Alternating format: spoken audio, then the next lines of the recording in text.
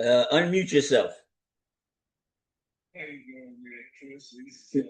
No.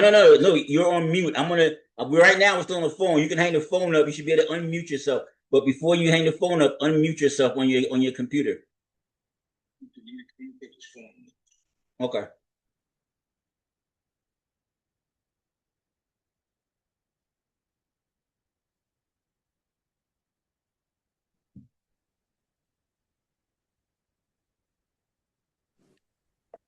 Okay, there you go. There we go. Gunsmoke, how you doing? Hey, man, I'm blessed by the best, man. Listen, today is Memorial Day 2026.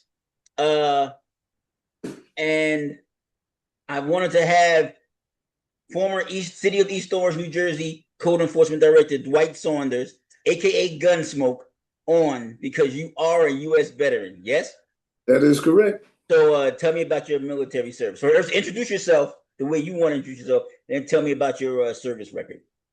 Well, my name is Dwight Saunders, U.S. Navy retired Chief Petty Officer, 20 years active, 10 years reserve. So give me a total of 30 years. I'm a combat veteran. I was in Desert Storm for 11 months. My history in the military, I went to various schools: combat medicine school, hospital corps school, and medical laboratory school. So those 3 schools I had up under my belt. And once I finished those schools, I got sent to 1st Marine Division, where I was hanging out with the Marines, medical support for the Marines. First Battalion, 1st FSSG, that's been a long time ago, 1st Service Support Group.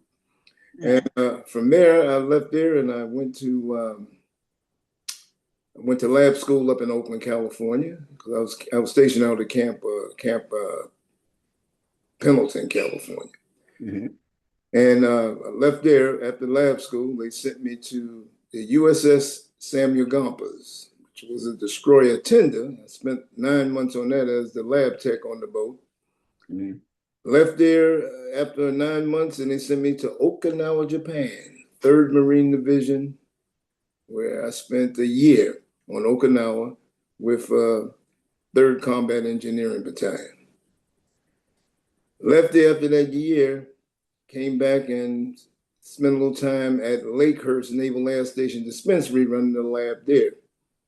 For 2 years, left there, went to Newark, 970 Broad Street, Military Interest Processing Station. I worked there for 3 years, and then left there and went to 2nd Marine Division, Camp Lejeune, North Carolina, where I did the rest of my time until after Desert Storm. They transferred me to 4th Marine Division out of Brooklyn, New York, where I worked on INI staff, going on certain missions with the DEA out in Honduras, Costa Rica, Colombia, places like that, chasing drug runners. And but I was medical support for them. I was medical support. Mm-hmm. Then left there and wind up, at the 4th Marine Division. Like I said, retired out of 4th Marine Division. Mm-hmm. And came to East Orange, where I was teaching school. I was teaching medical programs. Matter of fact, I wrote my undergrad degree, let me tell you that, is in curriculum development. Mm-hmm. Okay, so I wrote all the medical programs for the National Health Career Association.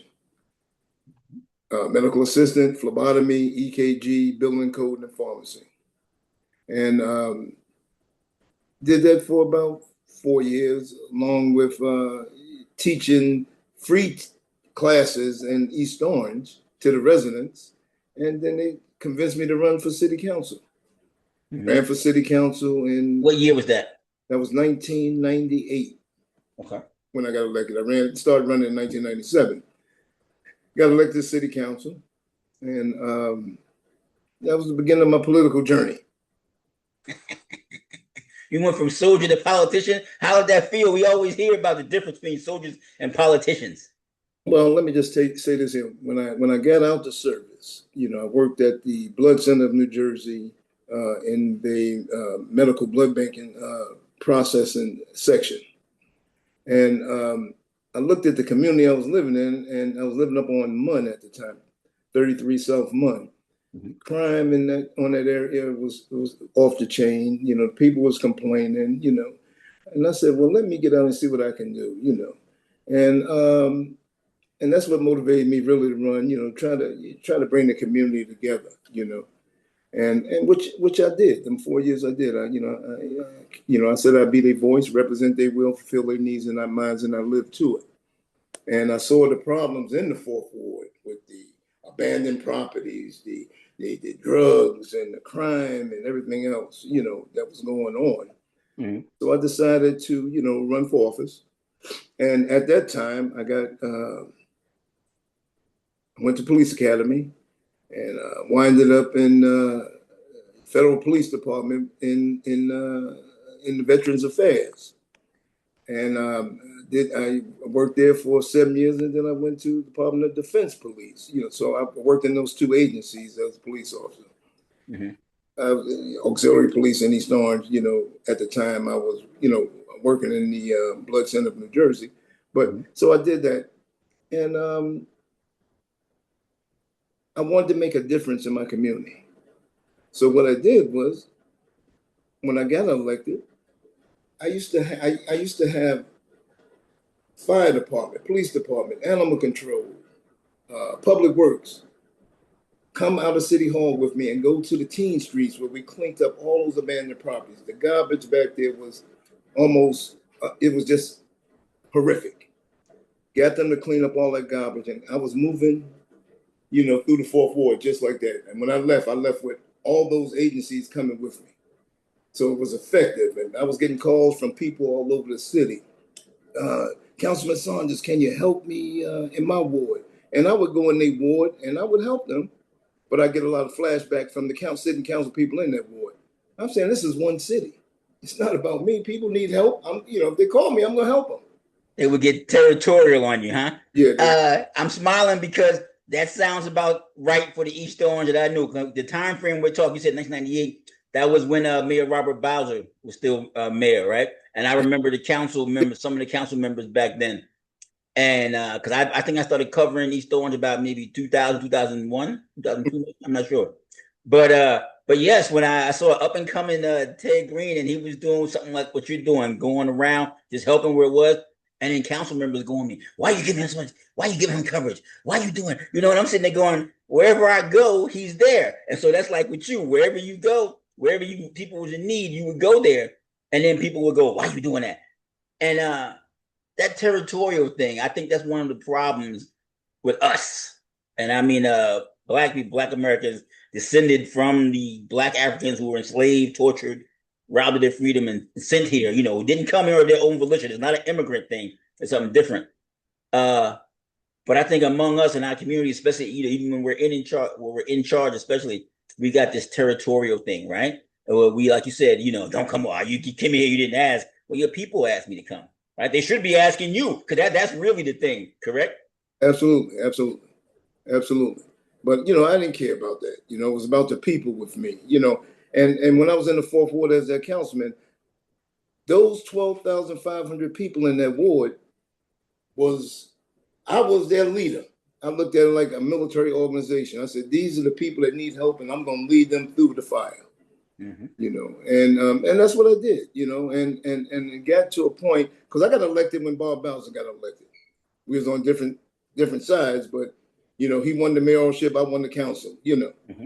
So at first I was working with Bob, you know, you know, and then when he stopped me from doing what I was doing, after about 2 years in, he stopped me, period, from taking, you know, all these agencies out and working on the problems in my community.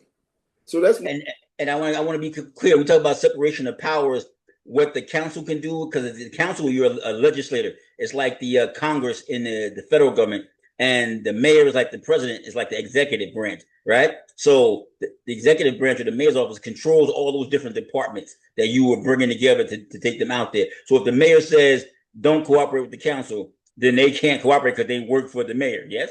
That is correct. That is correct. And basically that's what happened, because I guess I was getting too much press because I was always in the newspapers, you know.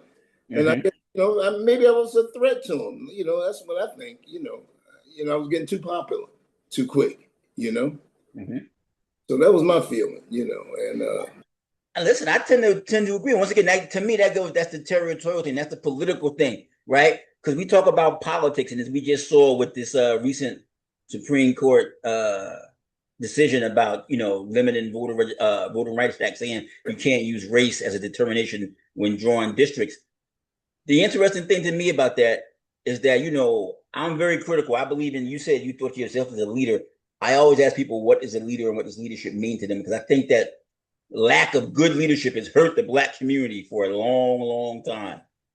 But then you get people in office, and even you have somebody who's doing something, they're not on a team, becomes like a rival, and they don't want to promote their rival. They're always concerned about getting replaced.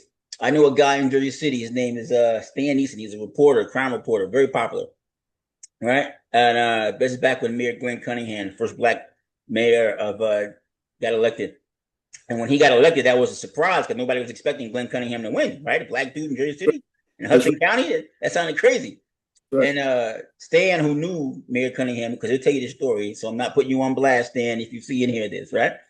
He says that he tells a story about talking to Cunningham, going, "Wow, man, you inspired me. The fact that you could win, and you're trying to do this stuff as Black people coming together. This is this.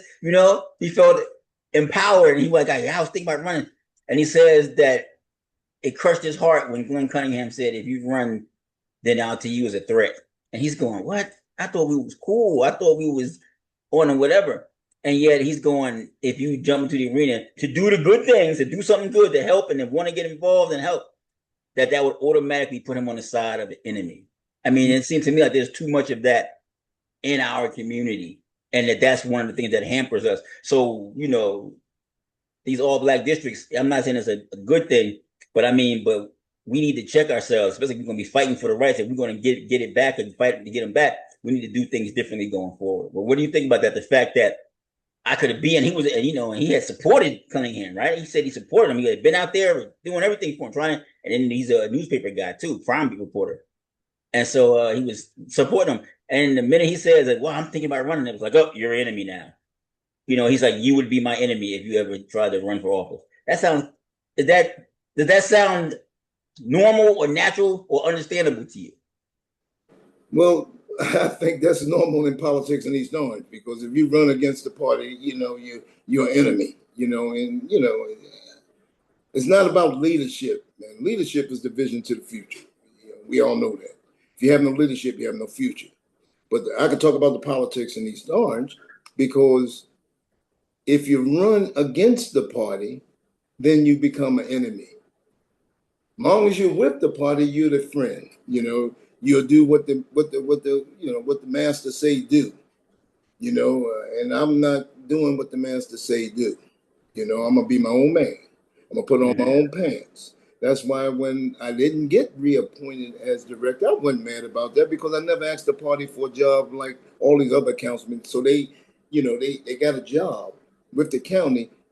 This is the reason why they own the city council. And if they go against the party, they lose that job and they lose their council seat. Listen, you jumping ahead a little bit, because you were talking about getting elected in 1998. So about 2002, I guess you stopped being a council. I don't know if you didn't run for re-election, but you're talking about later on when you got appointed to be code enforcement director by the new mayor after Bowser, which was Lester Taylor, and he appointed you to be code enforcement director for the city after that. During his administration, and that's when you and I met, when you were doing code enforcement. You got appointed, but you brought up some very interesting things and what you were saying about the county, and you talking about the master. Because listen, I want to say this, right? Because when I was working for the Warrals and covering, because they're also Republicans, but I also told them I'm never going to do anything to get them sued. But right now it's just me, right? So I want to say what I've heard, and I've heard over the years, because you mentioned it. You mentioned these elected officials in these municipalities, these stores included, that have county jobs with Essex County, and that being an employee of Essex County kind of puts you in the debt of the county and the larger Democratic machine, and the Essex County Executive and the Essex County Democratic Committee, and And you know, so if you work for them, then you literally work for them. You may have been elected by the people, but you work for them if you take a job with the county. And then you mentioned the master. And once again, as descendants of Black Americans who are descendants from Black Africans who were enslaved against their wills and brought here against their wills, that means something. That plantation stuff means something to them.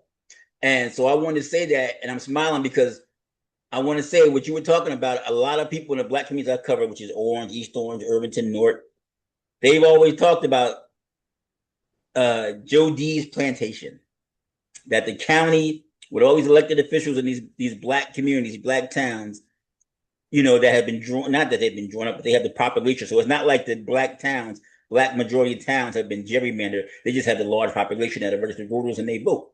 And so that's why they're in control. It's a numbers game. But they were saying once they got that county job, they work for Joe D. And they call that Joe D's plantation because there seem to be so many Black elected officials who actually work for the county. And working for the county, like you just mentioned, you work for Joe D. And so Joe D is the county exec. And I'm not saying he's a bad guy. I think Joe D is a good dude. That's from what I've heard. But once again, if we talk about power dynamics, this is your job. I have control of your job, your livelihood.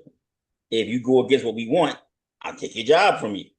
And a lot of times, you know, the rumor, and this is all allegedly, I'm going to say allegedly, you know, but the whole, you know, the colloquial name of Joe D's plantation being the county, that's not alleged. I've heard that many times, although some people don't want to say that because they're scared of the whole master slave dynamic that you mentioned. But to me, what you just said, that's why I'm smiling. That's what I'm talking about, right? Have you ever heard that the county is Joe D's plantation? Well, I heard it and I lived it. You know, I'll tell you a little story. After 2002, the reason why I didn't run for my council seat because I ran for mayor. Mm-hmm.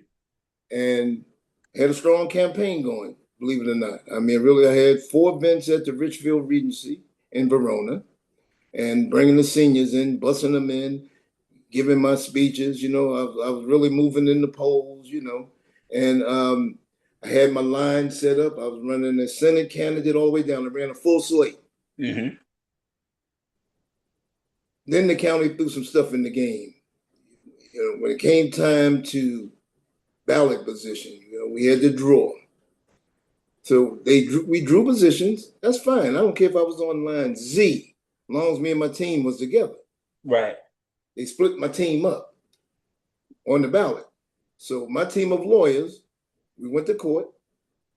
The judge in Superior Court in Newark ruled in my favor that my people need to be balloted together, all on the same line. The county appealed it. They sent it down to the appellate division in Trenton. Mm-hmm. While they was making a decision down there, Senator Cody calls me. And he said to me, he says, Dwight, I see you hedging your bets. And I said, you know, what you mean I'm hedging my bets? Prior to him saying that, he said, remember what I did for you. And I said, Senator, what did you do for me? He said, you know, you got that county police job down in Newark. I said, number one, Senator, I was number 1 on the list. I'm a 20-year veteran. I was on top of the list. So you didn't give me anything. If Fontoura didn't hire me, somebody else would have, because I was number 1 on the list. So don't give me that crap. Oh, you're hedging your bets, huh? And then, you know, that was the end of the conversation. The results come back in Trenton, where the appellate division sent it back to the judge who voted in my case, voted for it, overturned his own decision. That's when I knew I lost the race. So I want to just once again, just for frame of reference, you know, the Cody you're mentioning is former state senator and state senate president Dick Cody, Richard Dick Cody. He recently passed away. Irishman, right? Good Irishman. Powerful figure in New Jersey politics.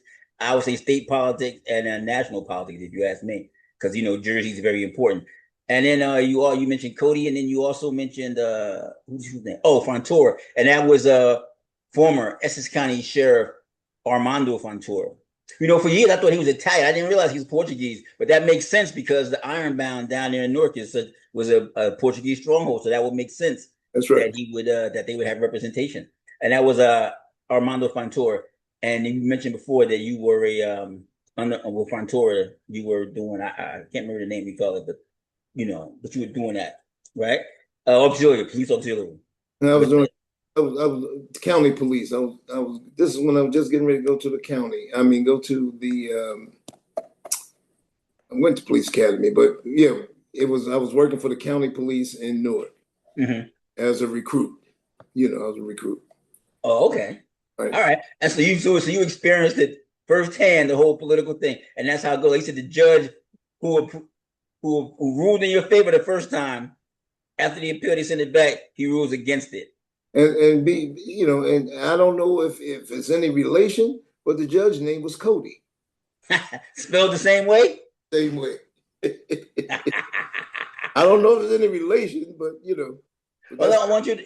You also said a whole lot of things, so I want you to explain why it is so important if you're running an entire slate that if you can get the slate together on one ticket, and you say a slate, you mean you got a guy running for mayor, guy running for council, and guy running for Senate. whatever elected office or open in that election, you got somebody running all of them. That's what it's a full slate. Full and slate. So why is that important to have everybody together? Because of how voters tend to vote. Right. Well, I mean, when you got a full slate, that opens you up to more votes because each individual is going to bring some votes with them. So you can't beat the party line without a full slate because they run the full slate. So you want to have somebody right next to their man, good or bad. But at least I know that spot is not going to get a free ride like some mayors got free rides in the past couple of years. So it's not going to be a free ride. They're going to have to work. They're going to have to work. And I made them work and I made them spend money. And every time I ran for office and I ran for freehold and assembly and all that, I ran and I got calls of why Dwight Saunders making me spend money. Not a point of making them spend money. It's doing the people's work. You want to do the people's work. I mean, I'm not going to leave this world rich or anything like that, but I will leave this where people will say Dwight Saunders did what he said he was going to do. I'm glad you said that because once again, there's so many things you just said. But the whole idea of doing the people's work, because one of the things among us again is that once people get elected, we talk about Jody's plantation and going to work for the county. Because there's people who had, I guess, what they thought were okay jobs, but when they got elected, they left those jobs and took those county jobs. So it's like getting elected got you that county job, and they went right to it. Because I guess the money and the benefit must be better. Plus, you get a pension for being elected.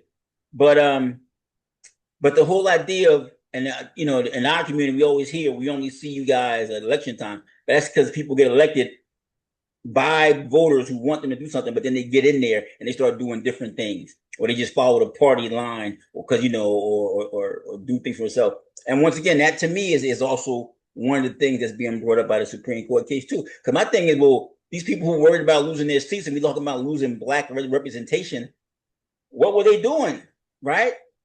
And also, they know how they should know. You've been elected. You should know how everything the system works and how gerrymandering works and how it works. If you know there's a threat to your position or your representation, you should do something to defend yourself. Am I wrong? You're not wrong. I look at it like this here. A lot of politicians, a lot of elected officials, they're not going to buck the system because they're afraid of being, someone, they're putting up someone against them to run against their seat. That's not why you was elected. You elected to serve the people. If you're doing your job as an elected official, you don't have to worry about whether the party is going to pick you up or not. Because the people that put you in office. I don't care what nobody say. If you're doing your job and you're effective, people will put you in office. Yep, and your people know that you're doing your job. I believe in that because I knew North Ward Councilman David Lyons in Irvington. And David Lyons was the he was the opposition. He was considered the enemy by the powers that be, Team Irvington and D Block business guys. But Dave kept getting elected. They worked hard to try to get Dave out of there because they wanted to have the entire council. But the North Ward, Dave's neighbors, constituents, taxpayers, whatever, they kept voting Dave in time to time. He just kept turning up. But that goes back to what you said. If your people know that you're doing your job, then they're going to do it. That also goes to, I believe, with Senator Ron Rice, former Newark police officer who ran for state senator. Because when I was covering Irvington and East Orange for the World, I remember when once I realized Bilal Beasley like the boss of Irvington and in Essex County, and that the Black Muslims are very strong and organized politically and socially in Essex County and in New Jersey, really. That once I Bilal, who was a councilman, was going to run for uh Ron Rice's seat, I'm thinking this is done. It's a wrap because he was so strong, and I was new to covering the Irvington. I'm saying it's a wrap. He's that strong. He's probably going to win.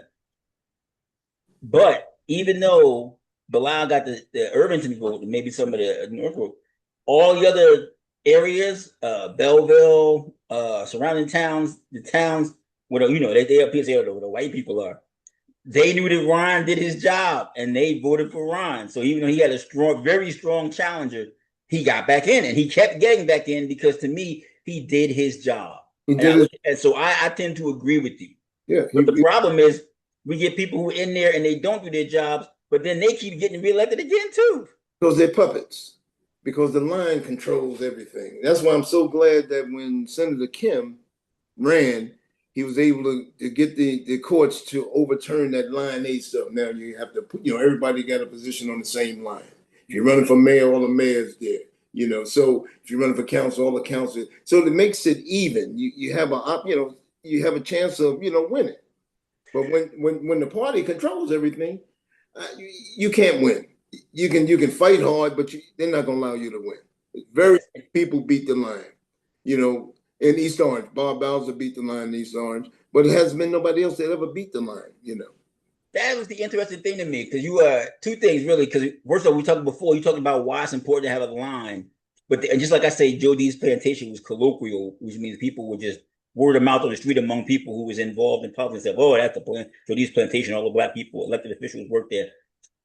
The whole idea of Line A all the way in New Jersey, especially the New Jersey, because you want the Democratic Party, but the powers that be, and I say the powers that be, because New Jersey is a blue state, it's Democrat, right? Everybody wants Line A, right? And then in Essex County and Newark and all these places, Hudson County, it's always Line A because it's easy. It's right to the top. It's everybody together. All you got to do is go to the voting booth and go down the list, and you're done, right? As opposed to, like you said, they split yours up and put everybody everywhere. So anybody looking for your slate would have to look and see. And once again, that goes to how voter behavior is, right? Proven voter behavior. Most voters, unless they're motivated, they ain't going to look. When they're all together, you're all together with a slate. It makes it easier for the voters to vote who they want, as opposed to having them standing there looking around. And Line A used to be the thing, right? You talked about you mentioned Senator Kim. I think his name is Andy Kim, he's the guy. I think he's the Bergen County guy who challenged Governor Murphy's wife because they wanted to do what Hillary Clinton did in New York. They wanted to do over here in Jersey, and Kim challenged that in court, and he prevailed. Right, he won, and ended up being a senator, which was like bucking a party. But then I want to go back. You mentioned before in 2002 you ran for mayor, and you said that a call from Cody. Listen, a call from Cody is a call from a powerful dude, right? That's some real stuff. And so here's my question. Because like you said before, you got in 1998, like Bowser ran off the line. Were you challenging Bowser and had the county switch positions and started backing Bowser back then? Because was he back in good graces or was there another third candidate or something? No, when Bowser ran, I think it was about 6 candidates that ran. Because they all came to me. Every one of the mayoral candidates back in when I got elected in 1998 came to me to want me to be on their line.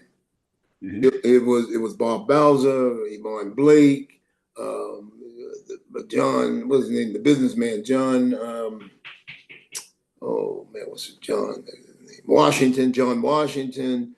It was a couple other people that was in the race, but. And I met with each one of them, and I talked to them, because I just didn't jump on it, with anybody. And I wanted to know what their platform was, what they're about, what they're gonna do for the city, what they're gonna do for the 4th Ward where I live at, the ward in the city, And I talked to each one of them, and the other one was he died not too long ago. Kevin, what's Kevin's last name? Taylor. Kevin Taylor. Kevin Taylor. But they all came to me, and asked me to be on their line. And I listened to them.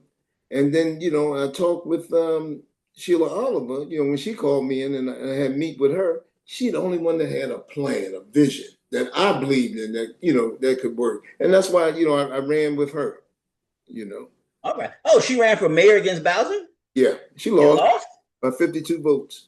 Woo! That was a powerful battle. Because, you say Sheila Oliver, she's an assemblywoman. She was also assembly, the New Jersey State Assembly president. And then later on, before the end of her career, she became the lieutenant governor under Murphy. Right. So very popular, very powerful, intelligent, strong black woman, Sheila Oliver. Her name rings out when you say it. And so you picked her slate to run. She was going to run for mayor. You ran for council. And she lost with 52 votes to Bowser, huh? That's tight. I ran into a brother because we both get haircuts at the same barbershop last week. He said, Dwight, man, you got to come by my house, because he stays in the house with Sheila Oliver. He was living with her, before. He said, yeah, man, I got a picture in my house, you and Sheila up on her dresser, man. I said, wow, man, that's something, man. You don't know, the impact you made on people's lives, or, and Sheila and I, we had a good relationship. She would call me up and say, Dwight, I need this done. This is going on in the first ward. I would get right on it, and get it done, And that's what it's about. Even though that wasn't my ward, anybody could call me. And the interesting thing, you're talking about party dynamics. Sheila Oliver, the Democrats liked her. The Democratic Party, the county East Orange Democrats, the county Democrats, state Democrats, they like Sheila Oliver. Sheila Oliver was one of them. So running against Bowser, he was the upstart running against them, and he won. But once again, that's because people knew him. He had won, he had gotten there before. 4 years earlier, he had been, I guess, on the county, and they probably wanted Sheila, and he didn't want to go. But his family, the Bowser family, they've been in East Orange forever, So they got, they had a good engineering firm, they so he's well known, but everybody thought Sheila was going to, just wax him, and it didn't happen. Because listen, and he's friends with Dionne Warwick and Cicely Tyson, right? And also the rappers Mason Cameron on their podcast, they call it the complexion for success. He's also a high light-skinned brother, but when he opens his mouth, all that blackness starts to roll out. I always thought that was a dichotomy, because I've had plenty of white people, especially reporters, go, "Is he white?" And I'm going, "Let him talk to you, and you'll see." I know when I was campaigning back then, I used to knock on people's doors. They said, well, I'm voting for the white man. They all thought Bob was white. Because he was that light. Yeah. He was that light. His wife is dark like me, maybe darker than me, right? Is a black woman, which I always thought, on the side is an interesting thing. Because my mom's first husband was a light-skinned dude from Summit. But the light-skinned guys almost always go for the darker-skinned girls, And I don't know if it's just I call it like the light dark dynamic, because it's like white women like black men like white, whatever, But I thought that was interesting because Bowser's wife looked like the first Aunt Viv from the Fresh Prince, right? Tall black, beautiful black woman, dark skinned black woman. Yeah. And but when he opened his mouth, all that soul started dripping out, right? And he could, he's through and through, black guy through and through. So 2002, you run. You did not win, right? Or the judge broke up your line and handicapped you, right? So you couldn't. So you did not win. And then, so what, were you out? And I guess you were. Will you go back to the private sector? Fast. Then let us know when Lester Taylor and those guys approached you, because Lester Taylor, you talked to, See, to me, I don't want to call you an in and out guy, because I guess it's strategic from your point of view, right? You're a military guy, you're an order and efficiency guy, because Lester was backed by Leroy Jones and the East Orange Democratic Committee. Leroy Jones, Essex County Democratic Committee chairman. Leroy Jones, currently the New Jersey State Democratic Committee. So once you were talking before, the county backs you, you kind of get in. When Leroy and the I don't say the machine, but the organization backs you, was like they backed Lester Taylor, over Ted Green, who was a well-known local guy, and he got into office. But to me at that time, he was backed by, it didn't last, but he was backed by the establishment, the political organization, established political organization. Well, and so then they come to you and they say, Dwight, I need you. We need you. Let me tell you that story. What year is this? All right, 2002, after I lost the election, they pulled the flim flam on me. I got out of politics, man, for the next till Lester came in. So the next 16 years, I was in the private sector doing my thing. I mean, I was educated enough, and I didn't need no help from the party. I never did. I always had my own jobs and know how to get a job because Right. So I didn't need their help. And I Mm-hmm. think, and I was an enemy to the party ever since 2000. Mm-hmm. All right. When I took the position I took in the city council, where I was getting calls that, vote this way. I'm voting the way my constituents want me to vote. So I became an enemy. The council, even though the council, and the party chairman, I was an enemy, because I was doing Dwight Saunders. I wasn't listening to them, I'm not playing this game. I'm here to help the people. That's what I thought politics was about help. I really did thought that. I don't think it like that now. We have leaders that I call positional leaders. They just want to be in a position and not actually lead the flock. They want to be in a position. I'm a councilman, and no, roll up your sleeves and get out here, man, in the hole with these people that's hurting, man. Help them. That's what leadership is about. But anyway, after I've been, when Nia Gill ran, this is prior to, Lester Taylor, but when she ran for Senate, I don't know if you remember this, she ran against Leroy Jones. I had a fundraiser in my house for Nia. And Leroy and Leroy hated me ever since. Be honest with you. He hated me. I'll be honest. I'll tell it, I even said it to him in his face. I know he don't like me. So I got out of politics. So when Lester Taylor ran, Tony Jackson came to me. He said, Dwight, I need hold on. I gotta plug my thing in. It's getting ready to go out. Okay.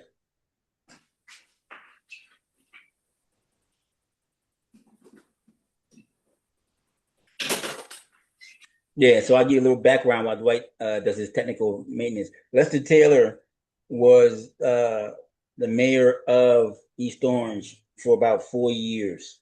And Tony Jackson is currently, I believe, I'm not sure if he's with the county still or if he's in the City Hall with Mayor East Orange, current East Orange Mayor Ted Green, who was former Third Ward Councilman Ted Green. I like Ted Green. I always like Ted, right? He's that one money by nature too. He's on their first album. They shot him out. He's hip hop. And he's also a kung fu master, the Green School of Martial Arts over there on Rhode Island Avenue. Right? I call him the Green Dragon, but he doesn't like that. He likes the fighting councilman. But you could have been a fighting councilman too, Dwight. Well, you actually were. But I'm sorry, but now that you all plugged in, pick up where you left off. You were saying Tony Jackson. I got called to a meeting. Tony Jackson came to me and said, Dwight, man, we need to raise $300,000. He says, I'm gonna call you to a meeting up in South Orange, with Leroy Jones. And I said, okay. I went up there just a little. I said, man, Tony, man, I've been out of politics, man, for 15, 16 years, man. I can't raise that kind of money, I don't think. But I went to the meeting, sat up there in the little diner up there, and we talked. And he was talking about how much money they need to get Lester elected. He's polling at 1% and stuff like this here, just talking politics. So I'm sitting back listening. I said, well, I'll see what I can do. That's how I got drawn back in. So once I raised quite a few dollars for, anywhere between $200,000 and $300,000 for Lester Taylor. Check you out. You got the connects, huh? All right. So I raised a lot of money for the Democratic Party, period, when I was, when I was the director. But so I raised that, and I started, campaigning with Lester. I talked with him. I liked that. I like this vision. He wasn't from East Orange, like I'm not from East Orange, so he was like, outsider to them. How can an outsider be on the ballot? Everything's like, if you ain't from here, you can't be elected here. That's the mentality in East Orange. So, but he got elected, And when he was, he asked me to be on his transition team. So I was on his transition team, and I was looking at property maintenance, on the transition. And then he asked for resumes from all the people that wanted the job. I had to give him a resume too. It wasn't like you got a job. It wasn't guaranteed. I had to. My resume speaks for itself. Mm-hmm. The way I look at it. And he asked me, not him, but Stephanie Bush Basket. I don't know if you know her. I remember her. She was she became the BA, I believe. Right, BA in Bridgeton. She was a BA in Irvington, the BA in East Orange. So she moved around. Mm-hmm. But she interviewed me, and she asked me, in property maintenance, what is your vision? And I told her, I'm going to make East Orange like it was in 1967, the cleanest city in the world, in the United States, I said. And I think that's what won that position for me, because East Orange back then was really dirty, in 2014. It was the city was filthy. Everything was out of control in property maintenance, So I said, I want to fix that problem, and which I did the 4 years I was there. So I got Lester, Lester got elected, came on board with his team. And for 4 years, I worked in property maintenance. And when I first got there, the department was in disarray. Nobody was speaking to nobody. The customer service was none, so the first month I evaluated everything, I'm sitting in there and I'm looking around, I'm looking through books, I'm evaluating. Okay, and I see the problems. I said, now, after that month, I got to fix these problems. And that's what I did. I made the people want to come to work. Before they didn't want to come to work, or if somebody's at the desk, they wouldn't even look up, and say, can I help you? But I came in with the attitude of, look, this is one department. We're going to work together. We're going to get the job done. We're going to be the best department in the city, And all this, just telling people you appreciate them. That's all they want. Nobody was telling them I appreciate you, for the hard work you're doing. First thing I did, I put a board up. I had a customer service of the month award. And I just changed things around, made them start, feeling good about themselves, coming to work, and fighting for them, the problems that they had with the other, with the administration. Of a department, interdepartmental stuff that goes on. And listen, I'm smiling as you're speaking, because we talked about right now what you're talking about when you came in. From you, that's a leadership thing, that's a tactics thing, it's a strategy thing. Bringing them together from your time in the military, right? You learn team building and leadership, but they call it changing the culture. Right. So you came in and you said, the culture in this department is that, and then also. You took your job. This goes back to what you said before about service and about leadership. You took your job seriously, right? And you said that people didn't want to come to work. That's because they probably didn't think their job meant anything. Right. But I want to ask you, in terms of how, because I tell you that to me, in my years as a journalist, it's always struck me, the average person, homeowner, taxpayer, been in for years, working, whatever, don't really understand how, even employees a lot of times, don't understand how government works. And how cities work, and then how budgets work, and how deficits mount and become. Because they go, oh, how did that happen? Like it happened out of a miracle. Oh, it's just magical. That's not magic. That happens. So I want you to explain why code enforcement in particular, but each department, there's a reason why those departments exist, and they are important. They're all important, yes. And the people who are doing those jobs don't think they're doing an important, valuable job. To me, that's part of the problem. Well, I think the biggest problem for me when I was there, from being on the inside, being able to see, and I was on both sides of the fence. I was a council person on that, a legislator on that side. Then I became a director on the opposite side. You understand? But it's about accountability. Holding folks accountable, number one. Number two, because people wasn't doing their jobs. Mm-hmm. And municipal workers are the most laziest people I've ever seen. Lazier than post office workers. And when I came in, I believe, I think you? Yeah, I think you did an article when I first came in with my 6 code enforcement officers. You did an article with me and my 6 code enforcement officers. I had a long black coat on the hat or something like that, you know. Yeah. Oh, because I want to say that again. Because like you said, to me, it was like from the movie The Untouchables when Elliot Ness had to bring in his own task force. When you came in, you said, I'm getting some guys. My guys. I don't know if you promoted them from within or you brought them with you from outside, but you got your guys, correct? You brought your guys. That's correct. And what I seen in property maintenance was that they was poorly trained. People didn't know their jobs. So what I did, I came in and I looked at the books and I said, wow, all this money sitting out here and nobody's going after that money that's owed to the city. You know, code enforcement, all these violations, nobody's going to court to figure it out, you know, and hold these people accountable, hold these landlords and tenants accountable. Nobody was doing that, you know, and the property owners accountable. You know, so what I first did, I came in, I did the shock and awe thing. I came in hard, you know, hard landing, you know. I read the charter, and I said, oh, this is in the charter. They can't have all this stuff in their windows. I sent everybody a notice, you know, they had 30 days to clear it out. You know, so I came in hard, you know, I went to businesses, clean up your act, or we're gonna pull your licenses and cited the violations. So people knew I was serious when I came in. Mm-hmm. So I looked at property maintenance and I said, wow, you know, you got the building division, you got the code enforcement, and you got the administrator. I had 3 divisions in there. So I said, wow, I looked at each one of them, you know, and I looked at the building. I said, well, look at all these fines that the and violations that the building department cited, and nobody's going after that. Thanks. You know, nobody's going. I'm like, well, it's just money sitting here. You know, money sitting here and nobody's going after. So I put things in place. You know, I said, you know, the people I brought in for admin, because I brought in about maybe 20 people. You know, different people. I had to get rid of some of them old people. I didn't get rid of them. Nobody lost their job, but I brought in my people and I said, this is the direction I want to go, and made them fall in line. That's how that's how I did it. Not, you know, just brought people in and says, look, this is how we're going to do business from now on. And we started doing that, you know, even with code enforcement. You know, I held them accountable. We go out and I go out and field with them. We'll walk the area.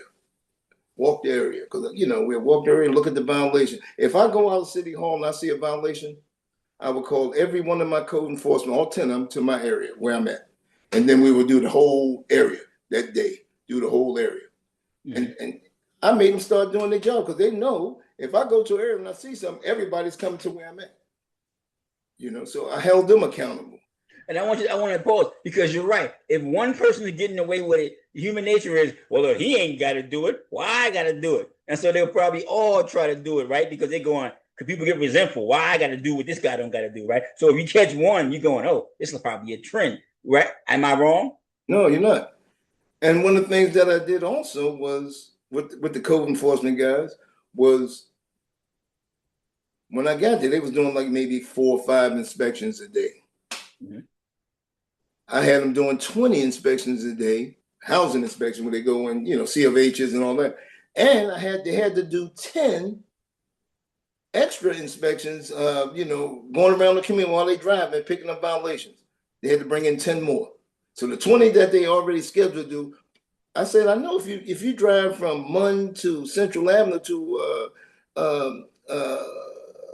a violation, there's a violation in between. And somebody got garbage out there on the streets, the grass overgrown. So I got them thinking more.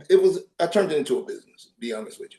You know, and it wasn't making money. It was making money. It was making millions of dollars, but it wasn't penalizing people. Just people had violations and they didn't care.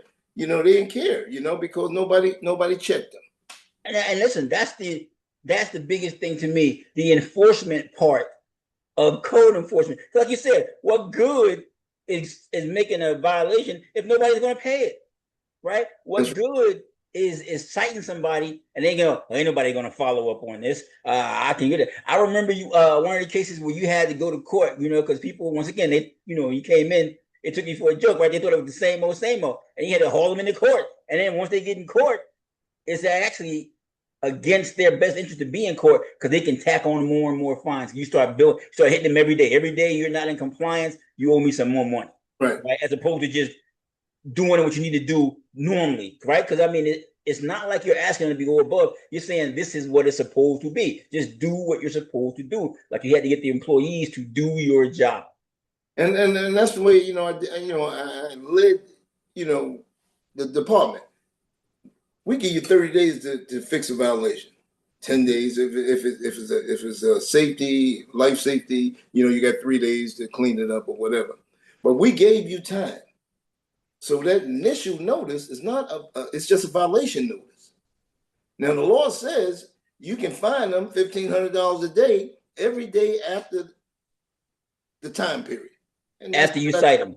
After I cite them. So if I gave you 30 days to fix that door that's hanging off that house, and the 31st day is still there, that's $1,500. My guy go out the next day, take a picture, that's $1,500 every day. I just let the law work for me. I just, I enforced the law. That's it.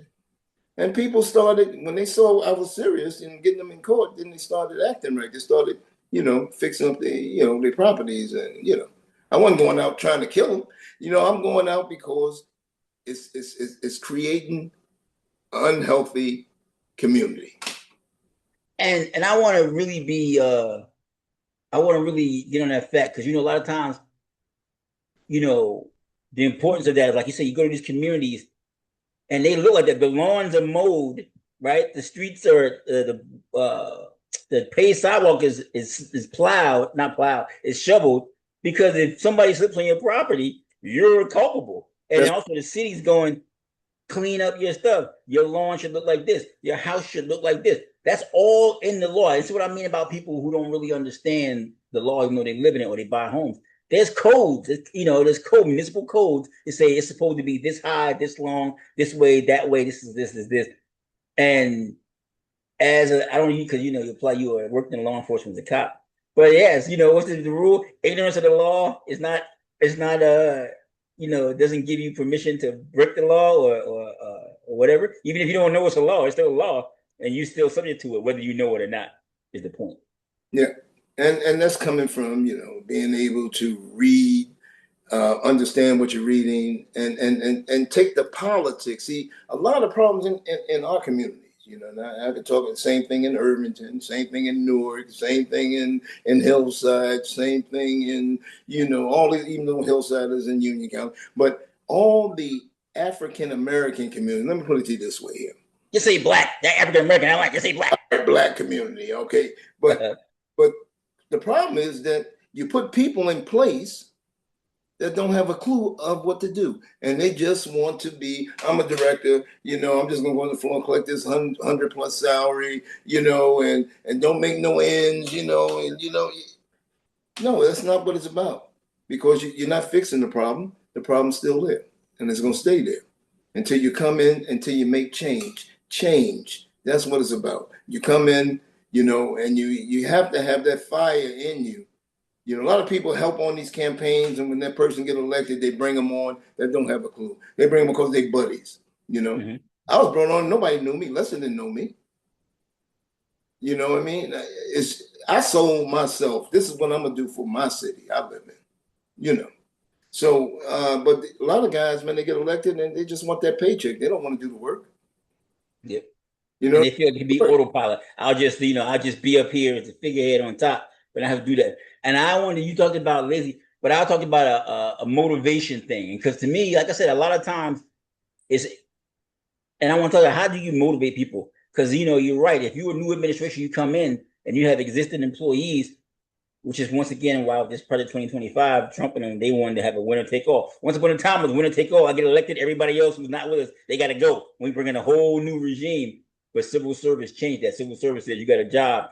Just because the politics changed don't mean you lose your job.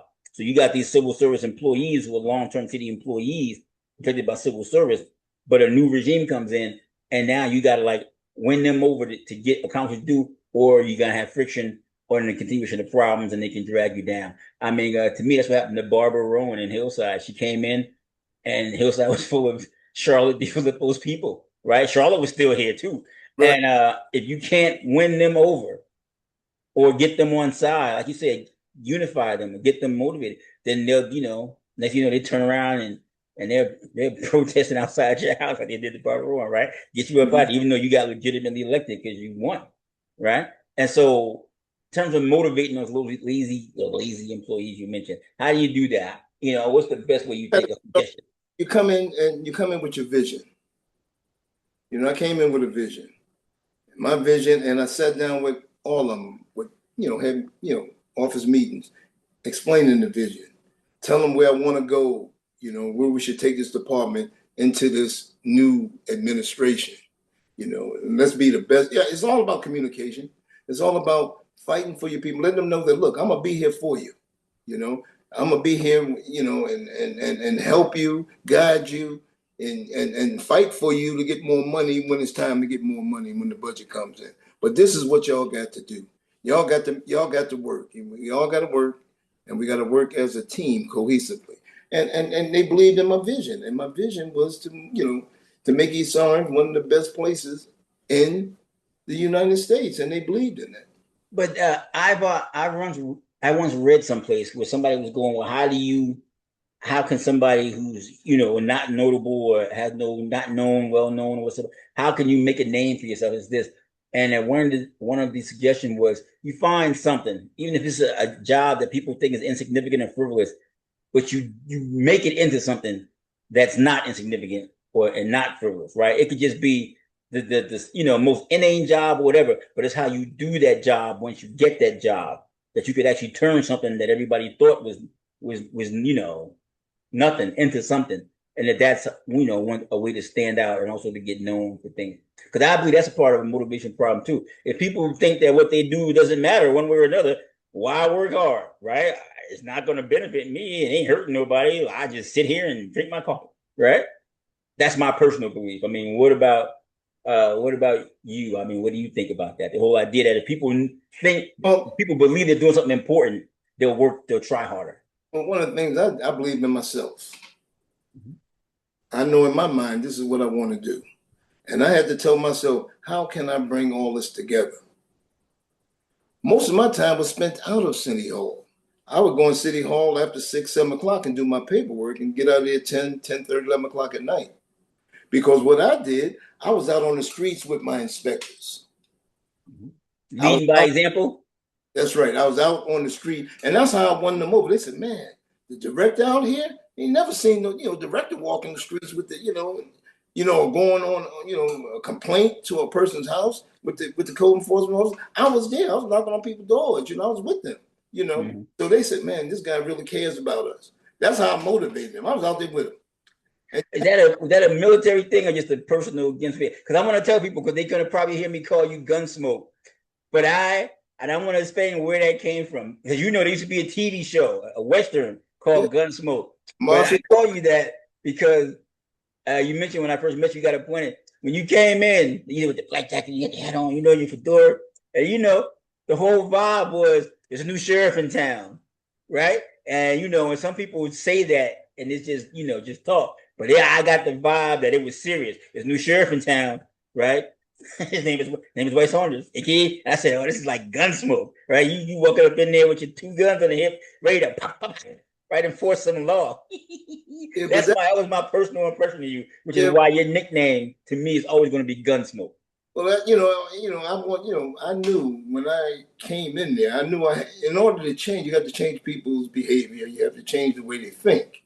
Mm-hmm. And I came in with that attitude. Okay, how can I change the mindsets of the residents in East Orange? And it's doing my job. I know it hurts in the beginning. You might send some residents a couple of tickets, it's going to hurt, but the word gets around. Yep. Code enforcement is here for real, and they're going to do their job. And how that, and people, I walk the communities. People say, man, the director out here walking with the code enforcement and doing this and citing this. And every day I was out in the streets because I had to be out there, to show the people and the public that I meant business. And that's what made me successful in code enforcement, I also thought it was interesting when you say you turned it into a business. What do you mean? Because people might think people may not understand what you mean, but in terms of government and how government runs and how people approach the job, you say you turned it into a business. Because when I hear that, I mean, money maker. Because you said this money sitting there in the books. That's one of my personal gripes with a lot of these elected officials, especially the black ones. One of my personal things against Obama. Yo, there's money on the table. We don't leave money on the table, right? We go get that money, especially if we need it. And in this day and age, we see all these municipalities complaining, we got budget deficits. We can't fund the school. We got da da da.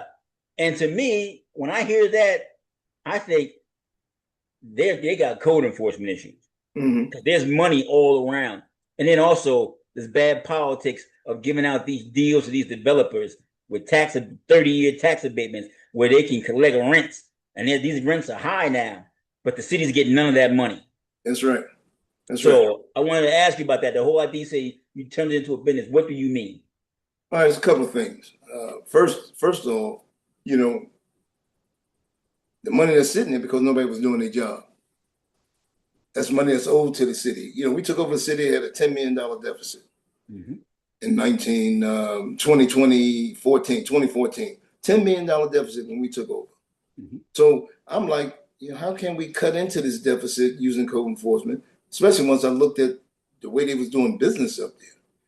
People coming in, they paying for C of H's, they paying for CFCs. What is that when you say, explain what those acronyms are? CFH, CFC, what is that? Okay, certificate of habitability. Like when a person, rents an apartment, you got to go out and get inspected. So you get $125 for that.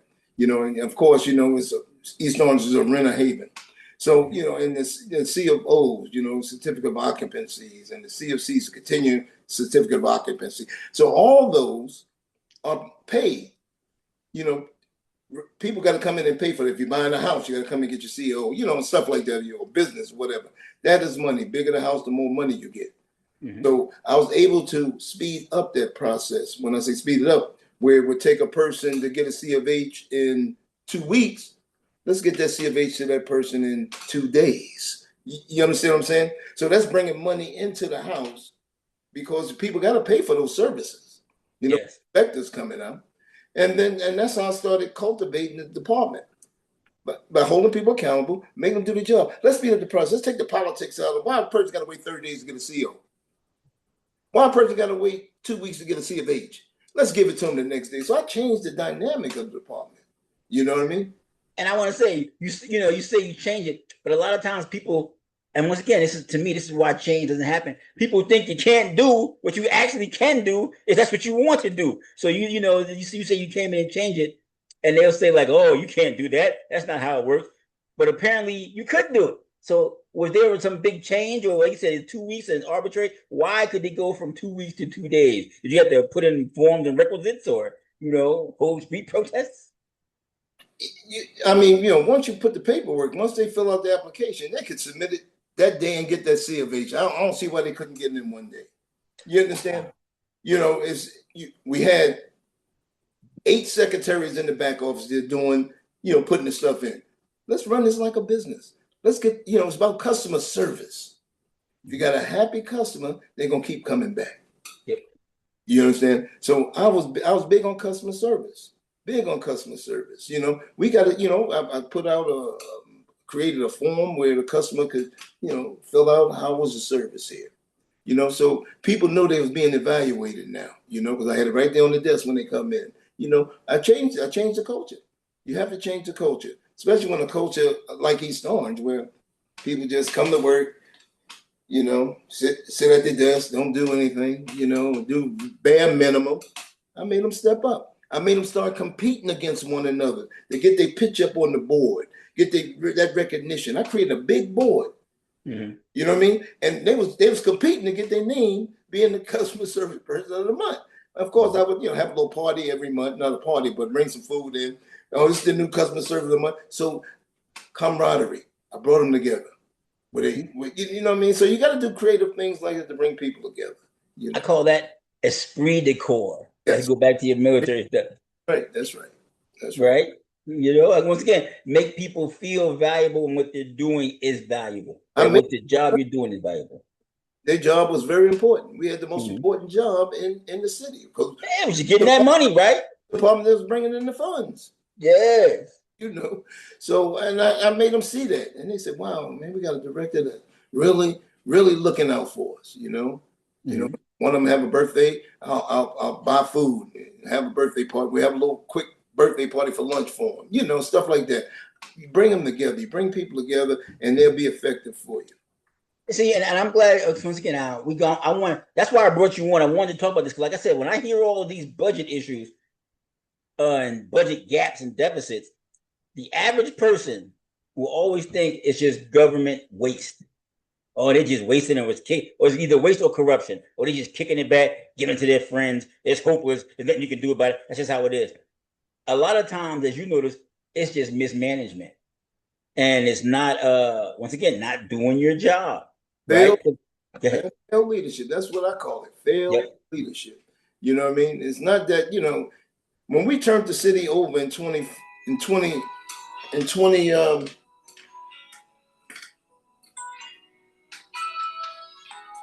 that's my aunt calling me. But in 2018, the city had a $10 million surplus. We went from a 10 million negative to a plus. You know, and believe it or not, code enforcement had a lot to do with it, because then, you know, investors start seeing the city changing. They start seeing the city was like cleaner. They start seeing an effective code enforcement department, you know, effective building department, getting those permits out, even though they, you know, I got resistance from, you know, some of them, but I made them do it because this is the right thing to do, you know. So investors started pouring money in. You know, they started saying, wow, man, this city's really, really on the move. They really, you know, they're really serious. And that's why I say, believe it or not, even though people in East Orange don't believe it, Lester Taylor was the best mayor that the city ever had since the white mayor, I forgot his name, but I believe, this is me talking, because I saw his vision and I saw what we did, where we came from and what we delivered, and when we left, what we left the city. Yeah, and his thing when he wanted to change the definition of urban. Listen, man, and I touched on it a little bit when I was talking before about current mayor, former third ward councilman Ted Green, Mayor Green. I'm a Ted guy, right? You know, I like Ted. I still like Ted. I'm glad Ted is the mayor. But I could see, and I remember when it happened, because like I said, I was surprised that Lester got tapped, you know, got recruited or came in to be the mayor. I was surprised because, you know, Leroy Jones and Ted was always close. And also, but once I actually met Lester Taylor and talked to him, I said, oh, I get it. I understand. I understand why Leroy Jones, you know, because there's always politics aside, because he works for the Florio Perucci train for down there. So he's connected to former Governor Florio, you know, which is all in the statewide Democratic National Democratic Party stuff, and that's also why the consideration that a chairman like Leroy Jones has to take into account. But by the same token, getting a guy like Lester Taylor, accomplished guy, attorney, he's a partner down there at the photo place now. But I felt like you felt he was an impressive dude. I said, oh, I can see why you could bring this guy in. You said he was the best. I can see why you can say that, because he was an impressive dude. You know, he's physically impressive, but then also he started opening his mouth and speaking and doing things. And yes, he, you know, he seemed like I said, all right, he's up and right.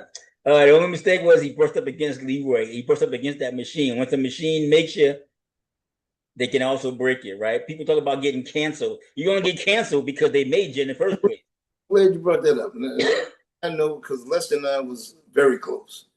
You know, even now, you know, his kids look at me as Uncle Dwight. That's how close we got. And I never met Lester before until, you know, he ran. Mm-hmm. But I know everything that went on, and the reason why he still, you know, he wasn't mayor, you know, because Lester was like me. He puts his pants on. Nobody puts pants on for him. I'm the mayor. Let me run my agenda. And the party bosses didn't like that. He had a run-in with Joe D almost 50. Really? He had a run-in with Leroy a couple of times, almost 50. You understand? Where it was very heated, mm-hmm. You know. And I know, you know, for a fact what went on. I know. I was as close as, even though I wasn't his chief of staff, but I was his chief of staff, believe it or not. Mm-hmm. You know what I'm saying? Believe it or not, I wasn't his chief of staff, but believe me, I was his chief of staff. Because listen, because the whole thing is when you fall out of favor, you fall out of favor, baby. And there, and a lot of times, like I said, in Jersey politics especially, once you out of favor, you ain't getting back in. That's why I thought it was interesting with you talking about how they came to you and you got back into it. Because either you're a useful guy or they also, once again, people, even if you fall out of favor, people know who you are.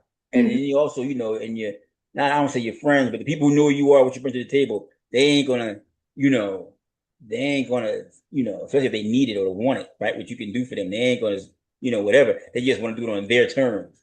And you're right. I mean, what you're talking about, yeah, I remember, talking to former Hillside Mayor Karen McCoy back when Charlotte was the boss. And her and Charlotte had a falling out. Black woman, like you said, Leroy, yourself, you a black man. Leroy, I mean Lester is Leroy's a black man too. Lester Taylor, black man, right? Black man, gunsmoke, right? Black hair, right? And Karen woman, intelligent black woman. And you tell them no when they want you to say yes. It's like some Godfather stuff, right? Oh, you've been away. And you go on, but I said yes to 99.99% of the stuff. Right. And that's what she told me. She said, he asked me to do something that I didn't want to do. And once you do that, we got no use for you. You threat to certain party bosses when you can think for yourself. Mm-hmm. And this is how they got a hold on most of them, because they either work downtown Newark in the county building or somewhere in county government throughout their municipality. Hence the name Joe D's Plantation. Right? Am I wrong? No, you ain't wrong. But that's how they control you. See, that's what I hate about politics, because it's so controlled. If you like look what's going on in government right now. If somebody go against Trump, even though they voted 99.9% of the time, that one time, what he's doing, he's knocking his own people off, and I'm so glad. You know what I mean? Because it's making it easy for the Democrats to get back in there.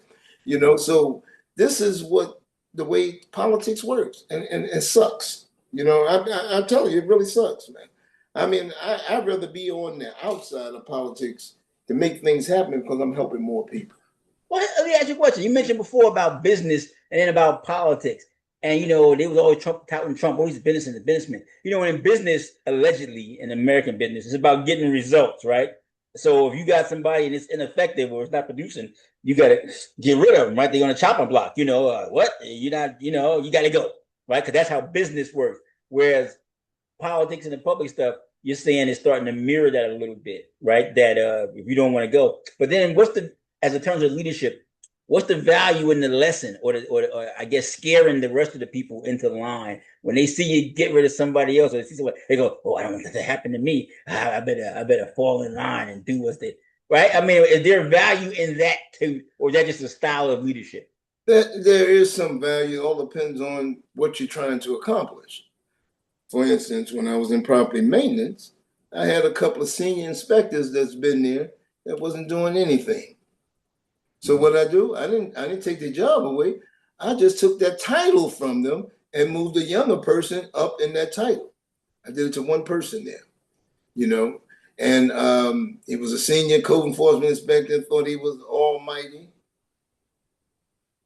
I dropped him down, And, Listen, go ahead. I'm sorry. Go ahead. That shook up the department because everybody was like, "Oh man, you did that to senior, code enforcement officer, so and so and so." Yes, sometimes you got to shake the tree. Sometimes you got to shake and get them bad apples off it.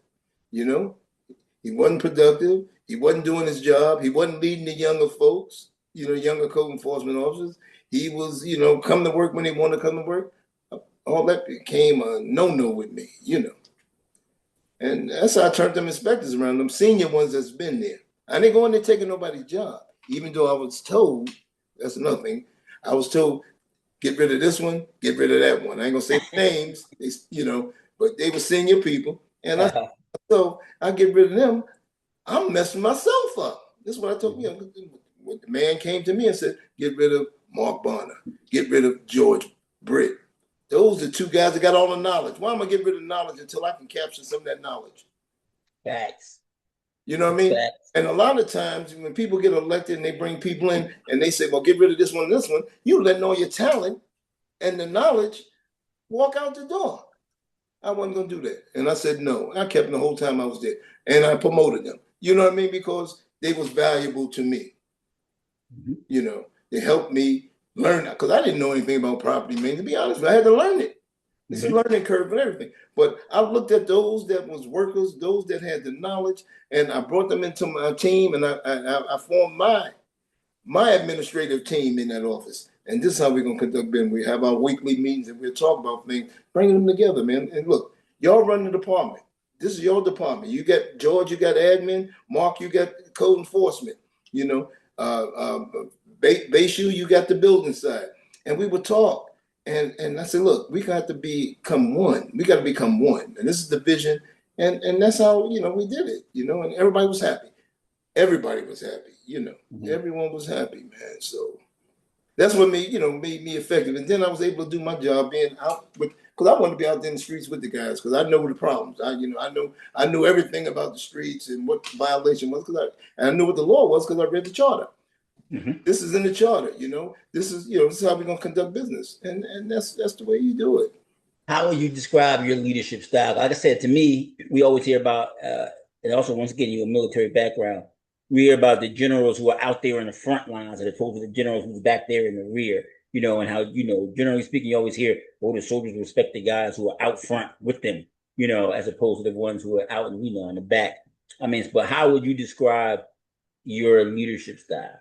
I'm a trans. Oh my God, lost my train of thought. Oh my God. It's okay. Transformational leader. Wow. Okay, because I believe in transforming people. I'll tell you a little story. When I was in the military, went to Desert Storm. First unit there, and we was the last ones to leave Desert Storm. Out of all the Marines units that was there, we was the first ones in the theater of operation, had no doctor. I had 20 medical personnel and 14 dental personnel assigned to me, attached to 5th Battalion, 10th Marines, which was our artillery group. We landed in Saudi Arabia on a makeshift, on the desert, on a makeshift runway. General Gray met us at the plane when we landed.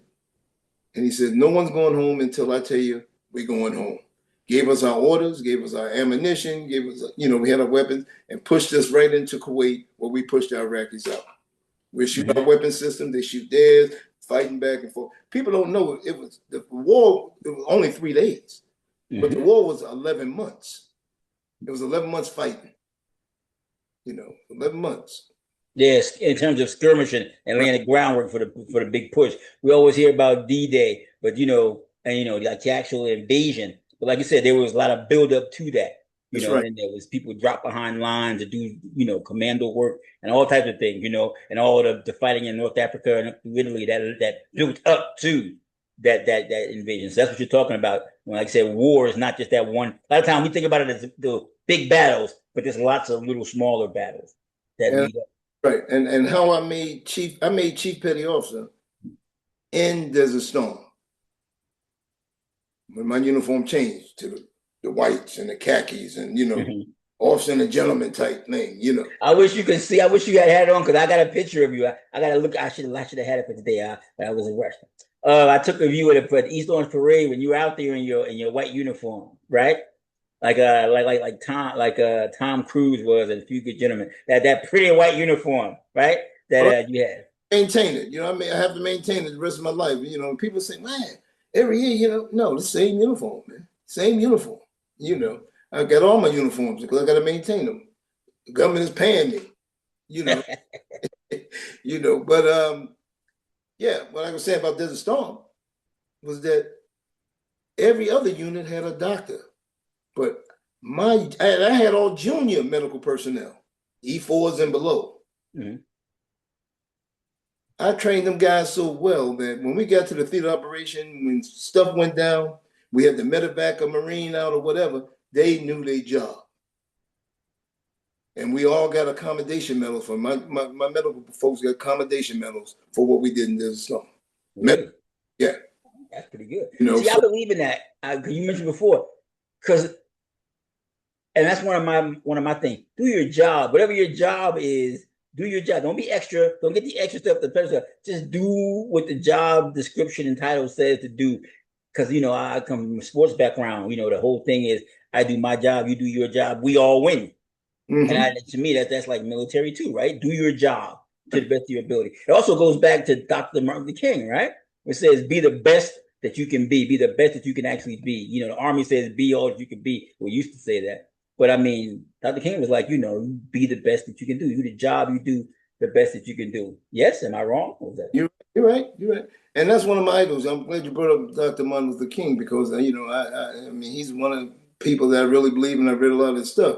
And it goes with Martin Luther King says, he says, if you can't run, just walk. Facts. If you can't walk, crawl. If you can't crawl, he says, if you can't crawl, just keep moving. Or crawl, keep moving. Keep moving. And you got to keep moving.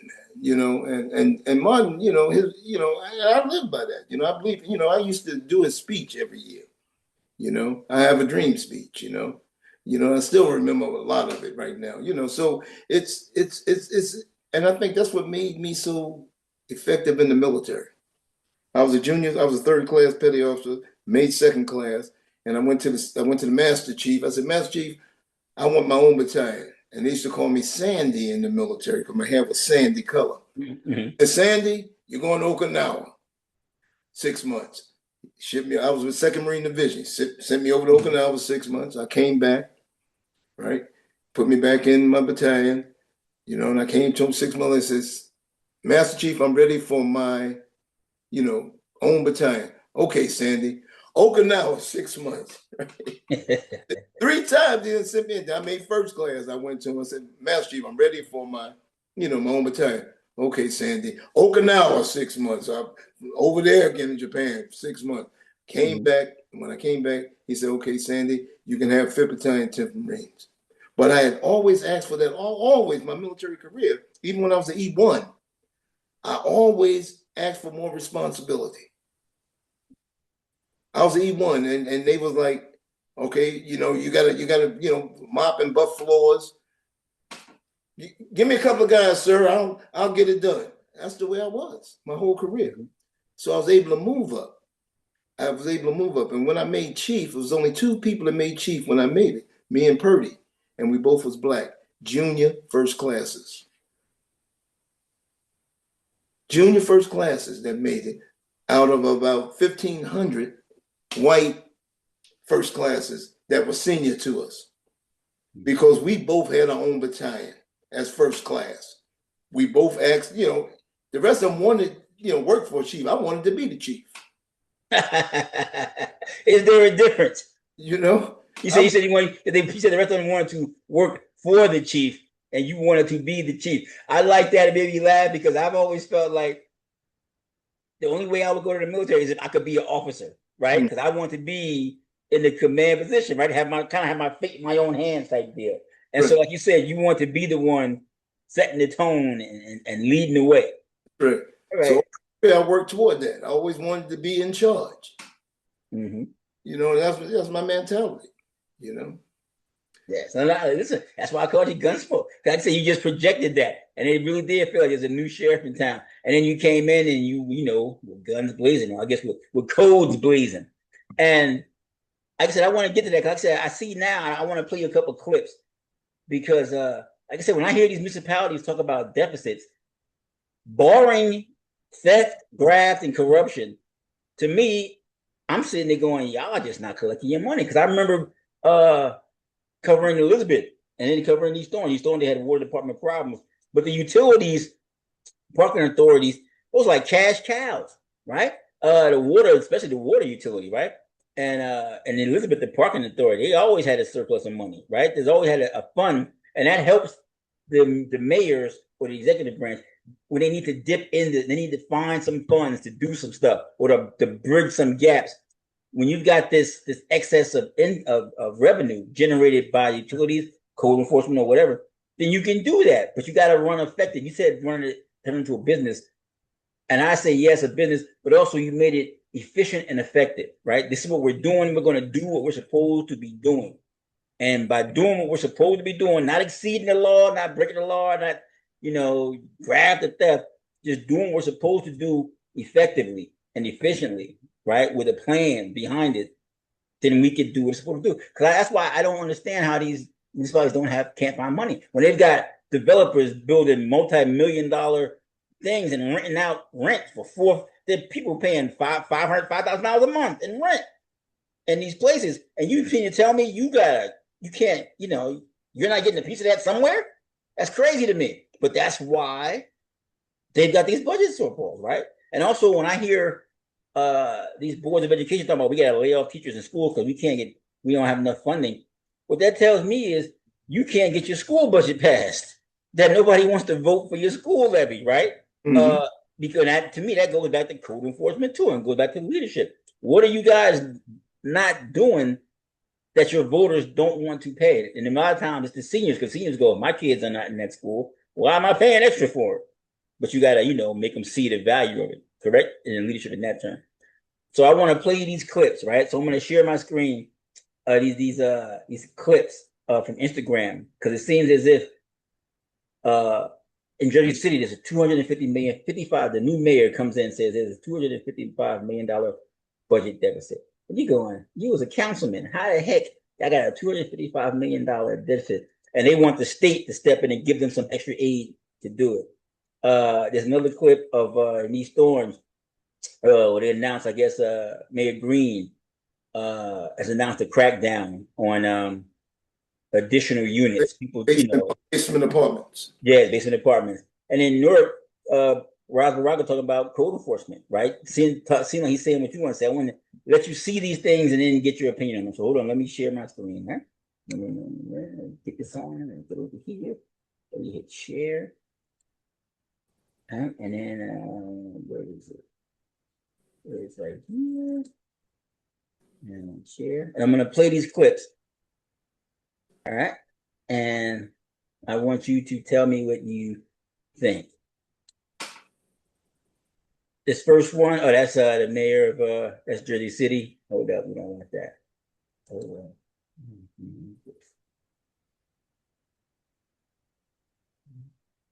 Got no sound. There's no sound. Hold up, it's not playing yet. Hold on. Yeah, that's these stores. And this is more. Can you see my screen? Yeah, I see your screen. Oh, let me hit that. Can you hear it? 3 affordable two-family homes for under $200,000. But that's not why I'm here today. I'm here to remind folks that code enforcement is going out to every single ward. The west, the south, the north, the east, the central ward. They are inspecting businesses and they are inspecting homes at the same time. Businesses who have a license that has not been renewed for 5 years or more. Folks that do not have fire certificates. People that are selling food that have expired, from bread to baby food to milk to fruit that is rotted. If you have ruined droppings visibly on the floor, if the place seems unhealthy, the place will be closed down. At the end of the day, if it was in any other city, this stuff wouldn't be tolerated. So we're going all over the city, no matter where it is, to address residents' complaints. Secondly, homeowners should make sure that they'll have garbage out when it's not garbage day in bags that are strewn up and down the street or piled up against their home, that the grass is kept, that we clean up in and around our neighborhoods. So this is something that we're going to do periodically, and right now we're moving all around the city. Code enforcement officers are. There is a reorganization in code enforcement, and we are going to do our best to keep our city clean, hold our neighbors accountable, and hold the businesses in our community accountable as well. Prayerfully, we can provide the kind of quality service that the residents of the city of Newark deserve, that our store owners are respecting the city's policies and rules and regulations, that they're treating our residents with respect. Our homeowners are helping us take care of our community and take care of our blocks, keeping in front of their properties clean. Along with the community, we want to make sure that we are working together as a city, keep our city clean, keep the services high caliber, and keep the residents happy. Godspeed. What do you think about that? Well, I think what Raj Baraka just did took a page out of my book, to be honest with you. I was thinking the same thing. Go ahead. Because I'm going to say a clean city, a safe city is a profitable city. All right. What code enforcement hasn't been doing in the years is exactly what he's talking about now, holding people accountable, the violations, the C of H's, CFCs, all those certificate of habitabilities and conformities and, not going after that money that's been sitting out there because people didn't come in and pay for their renewal. Another problem that cities have, and he didn't address, he should be addressing, is rent control or rent leveling apartment. Because you have landlords coming in, buying these properties, and the residents don't know. I'm thinking about starting a business, but residents don't know that when they purchase that apartment, if it's $2,000 a month that the landlord is charging them, and the rent rolls haven't been updated for 10 years, he can't charge them that kind of money. He only can charge them 4% over what that was when the last occupant was in there. People don't, really? Yeah, they don't know that though.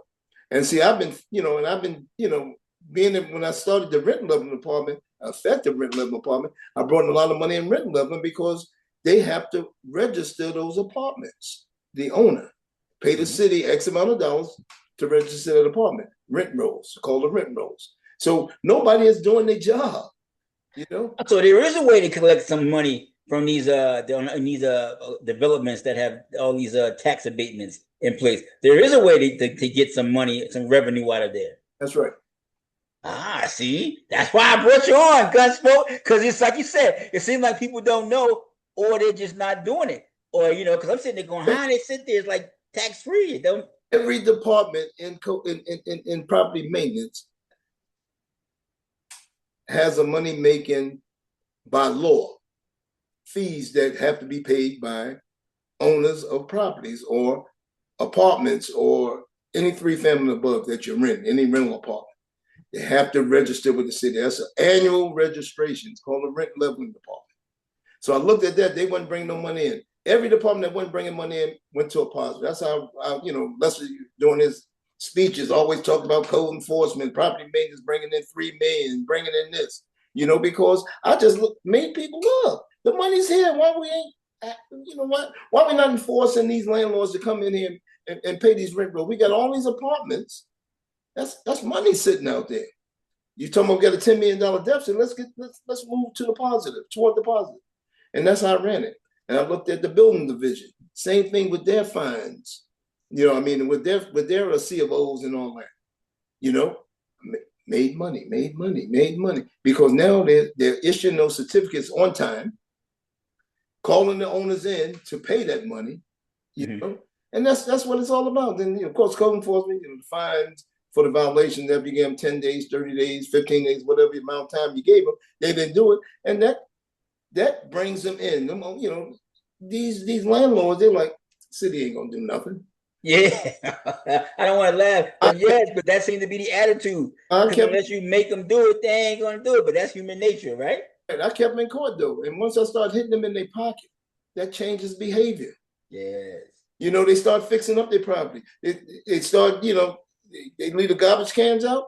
That's a fine. You know what I mean? I held them accountable. So listen, I was just in I'm not gonna put anybody on blast, but I was in Newark at a I don't say well known, like a apartment building complex, and they got 4 elevators.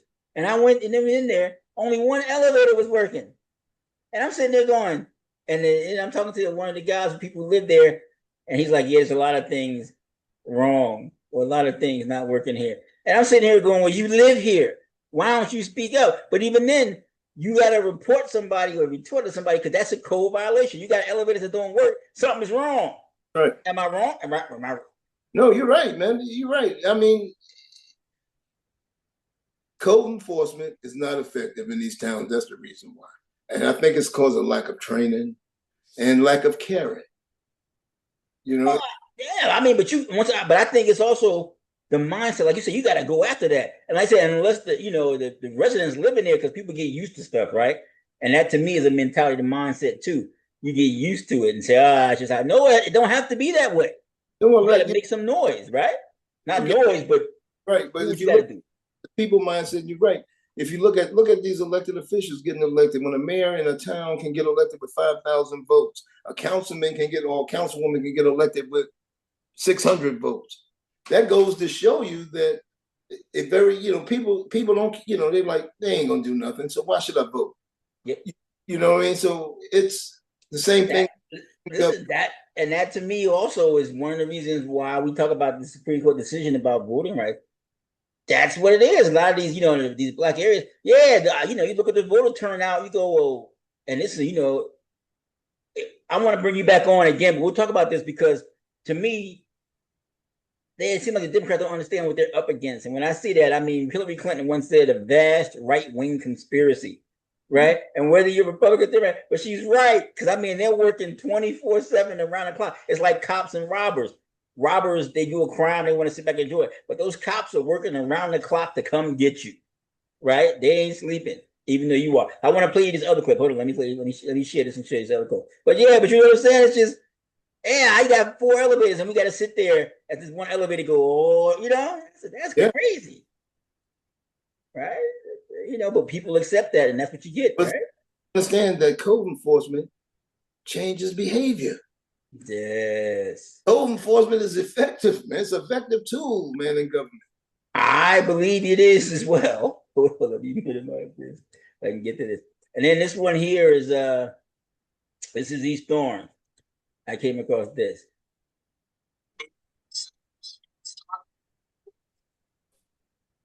The part that nobody's talking about. They're not just finding landlords. They're removing tenants too. This is happening at a time when housing is already super tight. Right now, there's about 9 renters for each available apartment in northern New Jersey. This is the 3rd most competitive rental market in the nation right now. Like, let's be real. Where are these people gonna go? Landlords been doing this for years. This is nothing new. Taxes are going up, prices are going up, insurance is going up. So these illegal units are really what allow a lot of landlords to keep their properties and make any type of profit. And this is where it gets interesting because the city is also giving landlords an opportunity to legalize these apartments and make them ADUs or additional dwelling units. In order to do so, your unit has to meet 4 key requirements. Number 1, that you have to have proper exits in case of fire, adequate ventilation, safe electrical systems, and protection from flooding. So if you own a property in East Orange and you're renting out an illegal unit, don't wait until they come knocking, because they will come knocking. Go figure out how to legalize it now before it becomes a problem. I'm super curious though. Do you support this crackdown? Do you guys support this initiative? Or do you think it's just going to make the housing problem even worse? Let me know in the comments. God bless. I want to let me see if I can play that again because we didn't get to the beginning, but it's called Save Ourselves or Operation Save Ourselves, something like that. And if you're renting out your basement in East Orange, you might be next. This new initiative could shut you down. Mayor of East Orange, Ted Green, has just launched a new initiative called SOS, which stands for Save Ourselves. It's targeting illegal basement unit and attic units. But here's the part that nobody's talking about. All right. What do you think about that? Well, I think it's good in a way because what it is that I closed down a lot of illegal basement apartments, and the only reason why I closed them down because they didn't have proper, egress routes. They didn't have the proper electrical, they didn't have smoke detectors and health hazards. Hazards. So, but I think it's good what he's doing because if you own a house and you got a finished basement and you meet the requirements at the city, why not be able to rent it out, especially in this day and age? Why don't you do stuff by law the right way? I have no problem with that. It's those ones that don't do it by the right way. The ones that put up those illegal walls and, illegal electrical sockets and all that. That is a fire hazard. That's a problem, waiting to happen. A disaster waiting to happen. So as long as they do it by law and they conform to the law, I have no problem with the basement apartment. I think that's a great idea. Well, a lot of times we've heard, and once again, it's colloquial. And when I say colloquial, it's COLLOQUIAL for the people who don't know colloquial. But it's really colloquial just means word of mouth, what people talk about, general, what everybody says. This is how it is, word on the street or whatever, right? And they talk about the immigrants come over. Oh, the immigrants will come over and they'll stay 10 to a room and they'll all split the rent down. But that's how they save money and get equity, and eventually they go out and buy houses. And they buy homes. This is this. Like, it's a virtue of the immigrants that they're all, this illegal which is really kind of illegal occupancy. Yes, you got like 10, 20 people in a space that's only meant to have 5 or 2. Yeah. And that's the issue. Yes. See, and this is what I mean about the narratives and how, how the narrative gets mixed up. And then, like I said, people start to think that things are this way. And East Orange is an immigrant community. We're not just talking about Latino, Mexicans, and Spanish speaking individuals, but Caribbean, Africa, all over the place, right? And everybody else, yeah. Right. And so, like you said, but that's the whole thing. That's they call it the virtue of the immigrants. They'll all live together, and they'll split that one rent. There'll be 10 of them in a house, but that's really not legal, right? And it's, like you said, a hazard, right? It's code enforcement. That's really kind of not what you want, even if it is considered to be a virtue of the immigrant community, right? Right. Right. So I don't want to make it a bad guy. And then there's another clip I want to show you. This one is from Jersey City. Because this new mayor, Solomon, he is a former councilman. And which means he was there when this $255 million deficit, came about. I'm not going to say it's his fault, but he had to sign off on it. Yeah, well, he says he didn't vote for it, but you knew about it, right? You had to know about it to watch this. Then bring it up. From too many of you that landlords are taking advantage of tenants and that our traffic laws are unenforced as our roads are dangerous. 2, people want our government to be more efficient. And that's why we're aggressively looking for ways to cut inefficiencies, like transitioning to a new healthcare plan that will save the city $30 million this year. It's also why I scrapped the Vanity Pompidou Museum project that would have cost the city an additional $40 million this year. And 3rd, to always be honest. And I can't promise an easy road ahead. It will be tough. And I also can't promise no new taxes. But I'm headed to Newark today to fight hard for our fair share of state aid that will get us back on track. We're not looking for a handout. We're looking for an investment in our plan to restore Jersey City to self-sufficiency without making life even more unaffordable for working families in our city. Because those working families shouldn't be forced to shoulder the burden of the misdeeds of the prior administration. Jersey City has a motto: let Jersey prosper. And Jersey cannot prosper unless Jersey City is prospering. Please let us know your thoughts in the comments. We're going to keep updating you guys on our progress to solving our budget gap and ensuring our fair share of state support.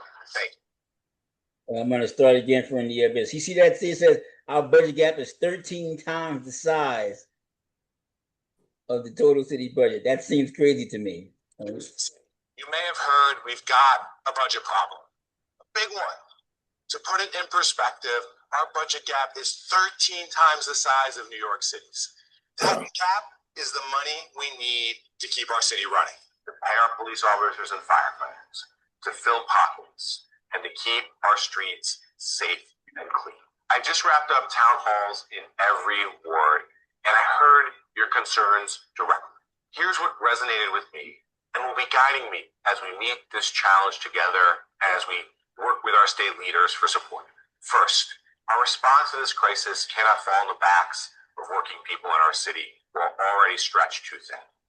That's why I am laser focused on finding new sources of revenue, like finding bad landlords and actually enforcing our traffic laws. Because we've heard from too many of you that landlords are taking advantage of tenants and that our traffic laws are unenforced as our roads are dangerous. 2, people want our government to be more efficient. And that's why we're aggressively looking for And I want to stop that because we saw that part. But yeah, when you hear that, like I said, to me, that's a cool. And then, like I said, you see Jersey City, and they've been building, right? I'm talking about the misdeeds. They've been developing everything. Especially the front. Right? And there should be money everywhere. Goldman Sachs moved from Manhattan over here, over to Jersey City, right? A lot of the Wall Street companies moved from over there to over here. What's going on? What do you think when you hear that? Because like I said, to me, that's a code enforcement issue. Like you said, they ain't collecting their money. Yeah, one thing that jumped out at me was when he talked about code enforcement. I had a meeting with Philip a while ago when matter of fact, that's former Jersey City Mayor Steve Phillip. Steve Phillip. I had a meeting with him in 2019 to help him with his code enforcement issues. All right. I had a meeting with Philip. We talked about it. Matter of fact, I had 3 meetings with him. I was going to come in and wanted to come in and work on his vacant abandoned property problem, and showed him the revenue that could have been made in Jersey City, came in with actual numbers. I had did the numbers where, you had, I can't remember the exact amount of vacant abandoned properties you got, but it would brought the city in anywhere from $3 to $10 million, easily fix that problem. I met with the Mayor Saya. I met with him in Patterson with my, vacant abandoned problem proposal. I couldn't get anywhere with these guys, man. Even though I was doing it, I was doing the vacant abandoned property in Burlington City, Burlington County. Willingboro hired me, Delran, Hamilton, Bridgeton. So I had those contracts once I left the city of East Orange because everybody, I was the hottest thing, help me with my vacant abandoned property program. I even wrote the 9-step approach to vacant abandoned property that's been on the state's website since 2016. It's still on there today. If you Google vacant abandoned VAP on the New Jersey League of Municipalities site, Dwight Saunders is going to come up with his 9-step approach. Googling the 9-step. I wrote the footprint for each one of these towns in New Jersey to follow. If they'd have followed that, they'd have been successful like me. So I've done the work because I got hired in 5 different municipalities, but no one up this way would hire me. No one up in Essex County, Jersey City, Hudson County would hire me. I don't know, maybe the politics, but down South Jersey, that's where all the contracts I had. Well, that's what I was saying. It seemed like you missed the in and out, right? You're in, you're out. You Gunsmoke to me, but to them, it's you're in and you're out, right? You got skills. They recognize the skills and abilities, but it's like, what do you say? Don't toss out the baby with the bathwater, or don't shoot yourself in the foot or something like that. You know what I'm saying? It's like, but it's like, but, or something like that. Because I don't get it. Because, if the goal is to just be to get the job done and to bring in this money that you need, right? And not have to go back. Because, that's funny, not funny. But Solomon asking the state to step in and give them money, it's like, you got to ask for a handout. Mm-hmm. And whether or not they decide to give it is something, right? Because I know you old remember when New York City had its problems under the mayor Lindsay, and they were talking about the federal government says drop dead because they had to go to the federal government and say help us out, bail us out. Right. And that's back in the 70s with the whole Bronx is burning with landlords who felt it was more economically feasible to burn a property down than to rehab it or whatever, right? And so he had all these burned, abandoned buildings. Arson was rampant back in the which was a code enforcement issue, right? So rather than pay the fines and taxes to bring their I don't want to call them slum, their apartment buildings up to code, they just burned down, right? And that to me is, like I said, that's why code enforcement is important. And then, like I said, I didn't have Mom Donnie on here, but in New York City, I can't believe they got a budget deficit either, because it seems to me like they must not be collecting the money that they should be collecting. That's easy to get. And I know New York City has a vacant abandoned property problem also, but they don't understand that it's so much money be made legally from vacant and abandoned property. Like East Orange had over 300 vacant and abandoned properties. Once I developed that nine-step approach, and I developed that nine-step approach from the state law, PL 35 and state law 29. I developed that nine-step approach. And when I read that, I was like, wow, man, East Orange could really do good. We got all these abandoned properties. It holds the banks accountable. It holds banks accountable. This is why I say people don't know their job. If you read the law there, it gives the city so much power, because the law says that the bank, once they file list pendants, yep, a notice to foreclose, I don't care if you're still living in that house, they file foreclosure notice on you, it becomes their house, the bank house. Even though you're living in it, it might take them 3 years to get you out. Every violation, I had banks fixing sidewalks, putting new doors up, windows up. The law is so powerful, it's unreal. Jamie Dimon know me by my first name. And for those who don't know, Jamie Dimon is CEO. Down in Hamilton and in Bridgeton. You know what I mean? I wasn't playing. The law is, look, you file list pendants, that means that you taking that property back, now you accountable. Fix the sidewalk, fix the roof, fix the chimney that's falling. I held them accountable. Made these towns a lot of money, hundreds and hundreds of thousands of dollars. Was made in those towns, in those 6 towns that I was in, just from doing my program, vacant and abandoned property. My program was so effective that I got an award from the urban mayors in Miami. I got called to Miami. I got the Urban Mayor's Award for having the best vacant and abandoned property program in the United States. Nice. I got award from, even though he's a Republican, Chris Christie, down at the League of Municipalities for having the best property maintenance program in the state. You understand? It's so when I get out there and I'll be talking about vacant and abandoned property, I know what I'm talking about. I know it's a moneymaker. Is it designed to make money? No, it's designed to hold people accountable. And if they not gonna, like the law says to the bank, it's a $2,500 fine per day if you don't register that vacant and abandoned property. $1,500 a day each day after you get that notice to have that problem fixed. It's $1,500 a day every day until it's done. Banks take 45, 35, 45, 50 days to cure a problem. So that's money right there. You got a house, they got to go out for 3 bids. It's a win-win for the towns if they think and you grow rich. The town need to think and they'll grow rich. See, that's why I wanted to bring you on, because I really do. I say it's a because I think that's also one of the problems in our communities, which you were mentioning, that you get people in positions and they're either not trained properly or they don't know exactly how everything works. There's a boot camp for the Board of Ed members that the state holds, right? And for elected municipal officials, there's a boot camp to teach you what it means and how the law works, Robert rules, what you need to do. But a lot of guys don't take it. Like you said, they just want to be elected and have a title. They don't want to learn how to do the job properly. But to me, that happens in terms of employees, municipal employees in different departments. You bring somebody in because they're somebody's cousin, daughter, niece, or whatever. Well, okay, but train them, right?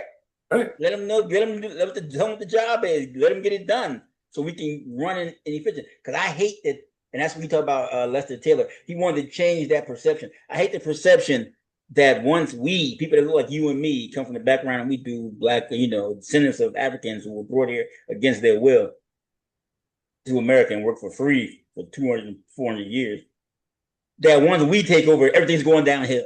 Once they get in charge, I can't. Because white people go, not white people, but other people go, it used to run, but now it don't run. What's going on? There's $5. They want to take $4.50 and leave and not use the 50 cents for the rest, which I think is that's the stereotype, and that's part of the stuff that Lester Taylor was talking about, trying to change that perception by running things efficiently. And what do you think about that? The whole idea that once we get in charge, everything is, there goes the neighborhood. Well, I think that's true with some people, but not with all.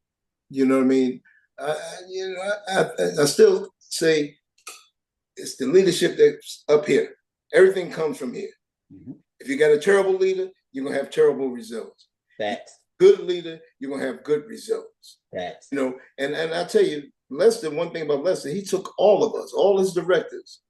Once a quarter, we went on a retreat for 3 days, training, had professional people come in and train, talk about, you know, customer service, talk about the different issues with municipalities. And we sit there in workshops and we would, you know, and that was good. That was good team building. So he, you know, so you gotta have a person that has a vision, number one. Number two, that want to build the best team possible and want to go from good to great. When you want to go, like, you know, my whole thing with the department, we going from good to great. Let's get to great. And that's where you want to take them. That's leadership. You know, leadership is when you can take a person when they say I can't do it and make them do it without a lot of what I want to say. But a person that don't want to do the job and they do the job effectively. You know what I mean? So it's all leadership, man. That's what's killing the African American. Yeah, when we like the black African American black community, we like, you know, we like crabs in a barrel. You know, we're climbing up and you get close to the top and somebody pull you back down. You know what I mean? Instead of letting your people grow, you know, they're afraid. I think they're afraid that someone's going to defame them or depower them. You know, it's about power. You know, like you talked about the chairman, East Orange chairman, state chairman, the county chairman, ultimate power. Everybody got to come and kiss the ring. You understand? But when you don't kiss that ring, then you're enemy. Listen, I'm not against the power.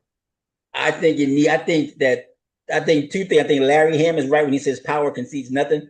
I think one, power is there to be used, right? I don't think that power corrupts. I think it reveals, because this is power, but how you use it shows who you are and what you want to do with. So it ain't the power that corrupted you. It gave you the means to corrupt yourself. What kind of corrupts too? Well, is it really that, or is it just see things from being on the inside? You know what I mean? It kind of, you know, I mean, it's stuff that when you're inside you can see, and when you're outside you don't see. All right, but power kind of corrupts, brother. Don't think so? Oh yeah, I mean, hey, you know, because I always wanted to be a fly on the wall in those rooms, but I couldn't get in there because I'm a journalist. But like you said, you've been in them rooms, so I believe you. Yeah. But now what I'm saying and how it's used, because, you know, when you mentioned Trump before, and to me that was the biggest fear, and this is one of my biggest knocks, because, you know, a lot of right now the Democratic Party is getting knocked by a lot of Black Americans, not African Americans, saying they don't do enough for Black people, Black voters, or that the Black voters are not getting value for our vote. I agree with that. I think we should be getting more because they need those votes, right? It's supply and demand. You know, when you need it, I should be getting a premium for what I'm getting, right? And so, but you got to demand it, right? That's what power concedes nothing. If I don't ask you for it, you ain't going to give it to me, right? That's right. If I only ask for a job for my cousin, all right, give him that one job. But what about the 100, my 4,000 constituents over here? You feel me? And to me, that's when people say that they forgot about it, because you're benefiting you and yours, but not benefiting everyone, right? And I believe that does happen. And to me, that's a lack of power or vision or strategy, or just don't care. But then again, you got elected to vote, represent these people, but then you seem like you're not representing their best interest.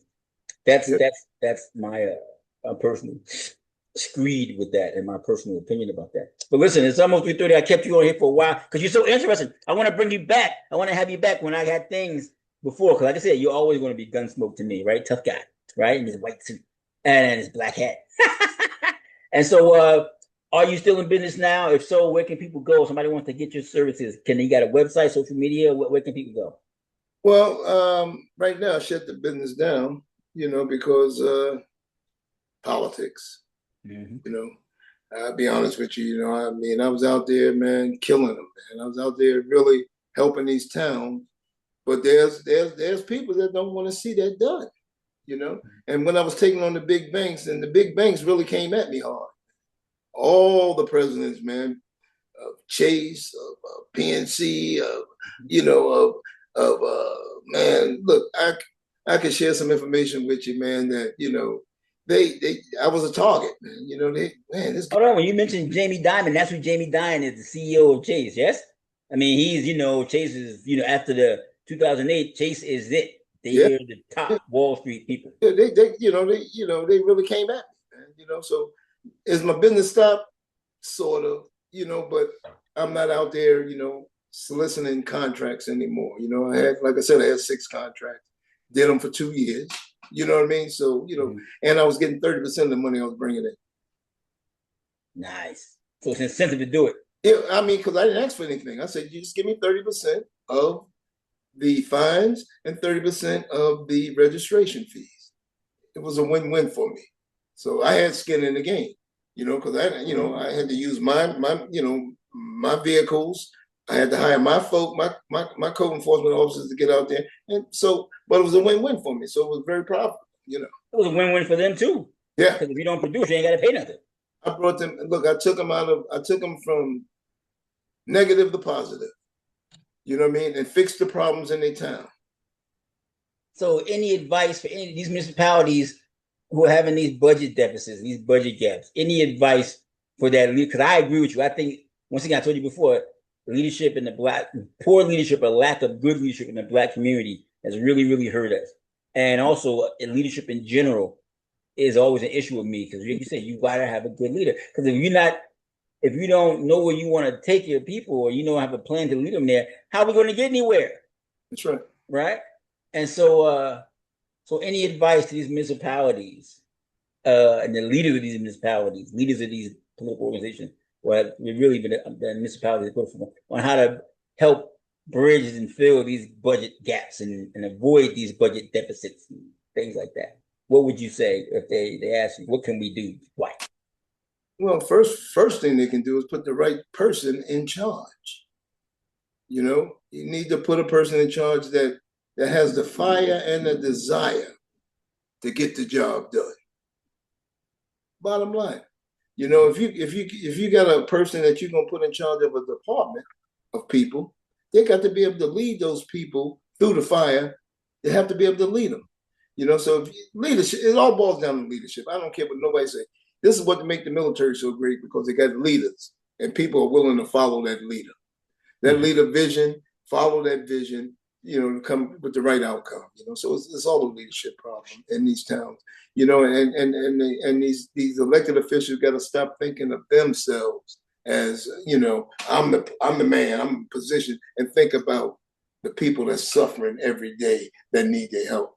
If you take care of the flock, they'll take care of you.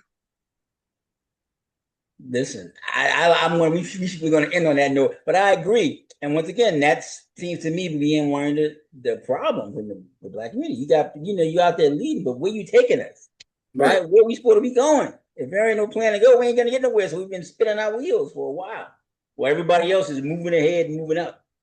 And then all of a sudden you look up and go, wow, they ain't been here that long, but yet they're ahead of us. You go, well, why is that? Mm-hmm. I recently had a Black elected official, no longer in office, apparently, somebody told me.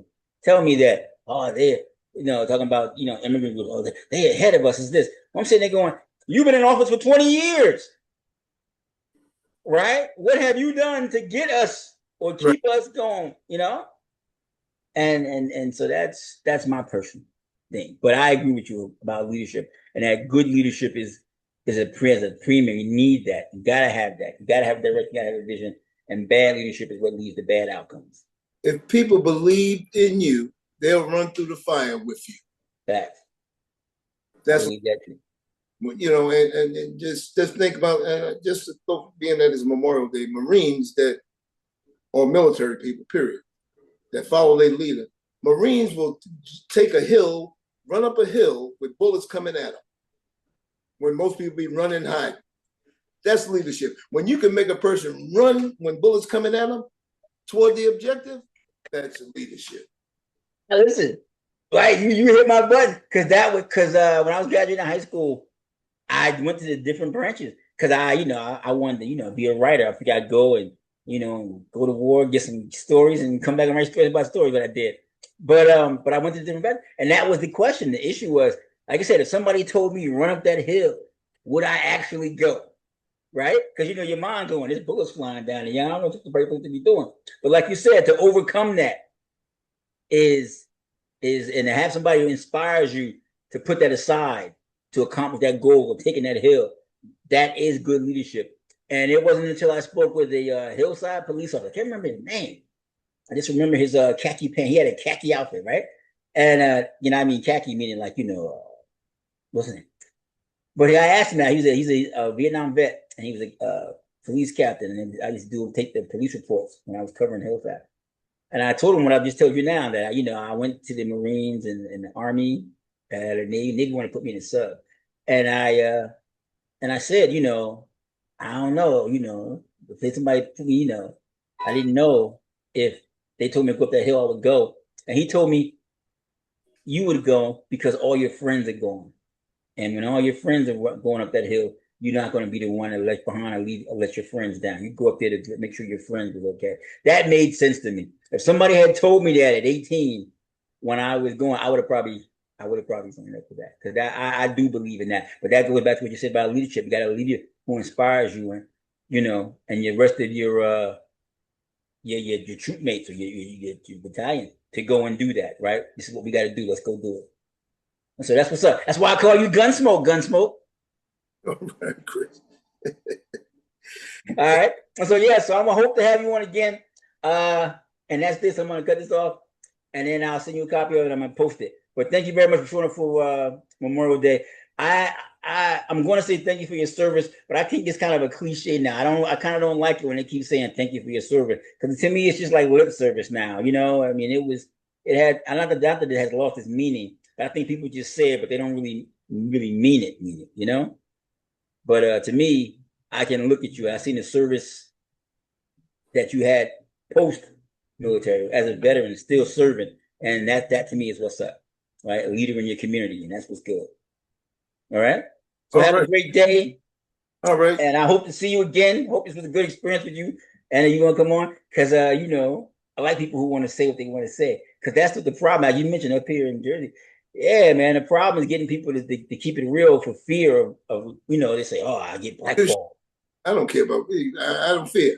Have no fear, man. There's no fear here. You say what you say, be a man about it, and let the chips fall where they may. If someone don't like it, it is what it is. You know what I mean? But I'm going to do the right thing. If I say I'm going to do something, trust and believe Dwight Saunders is going to do it. You know, AKA Gunsmoke, he's going to do it. Get the job done, you know? But that's what you know, I don't care about, you know, I mean, when you don't fear anything, you know, real quick before you go, tell you something happened to me real quick. You know, I retired from Union County Sheriff, right? I retired in 23. 22, I was working, well, you know, I was working in internal affairs in the jail. Okay, right there in Elizabeth Avenue, Elizabeth Plaza.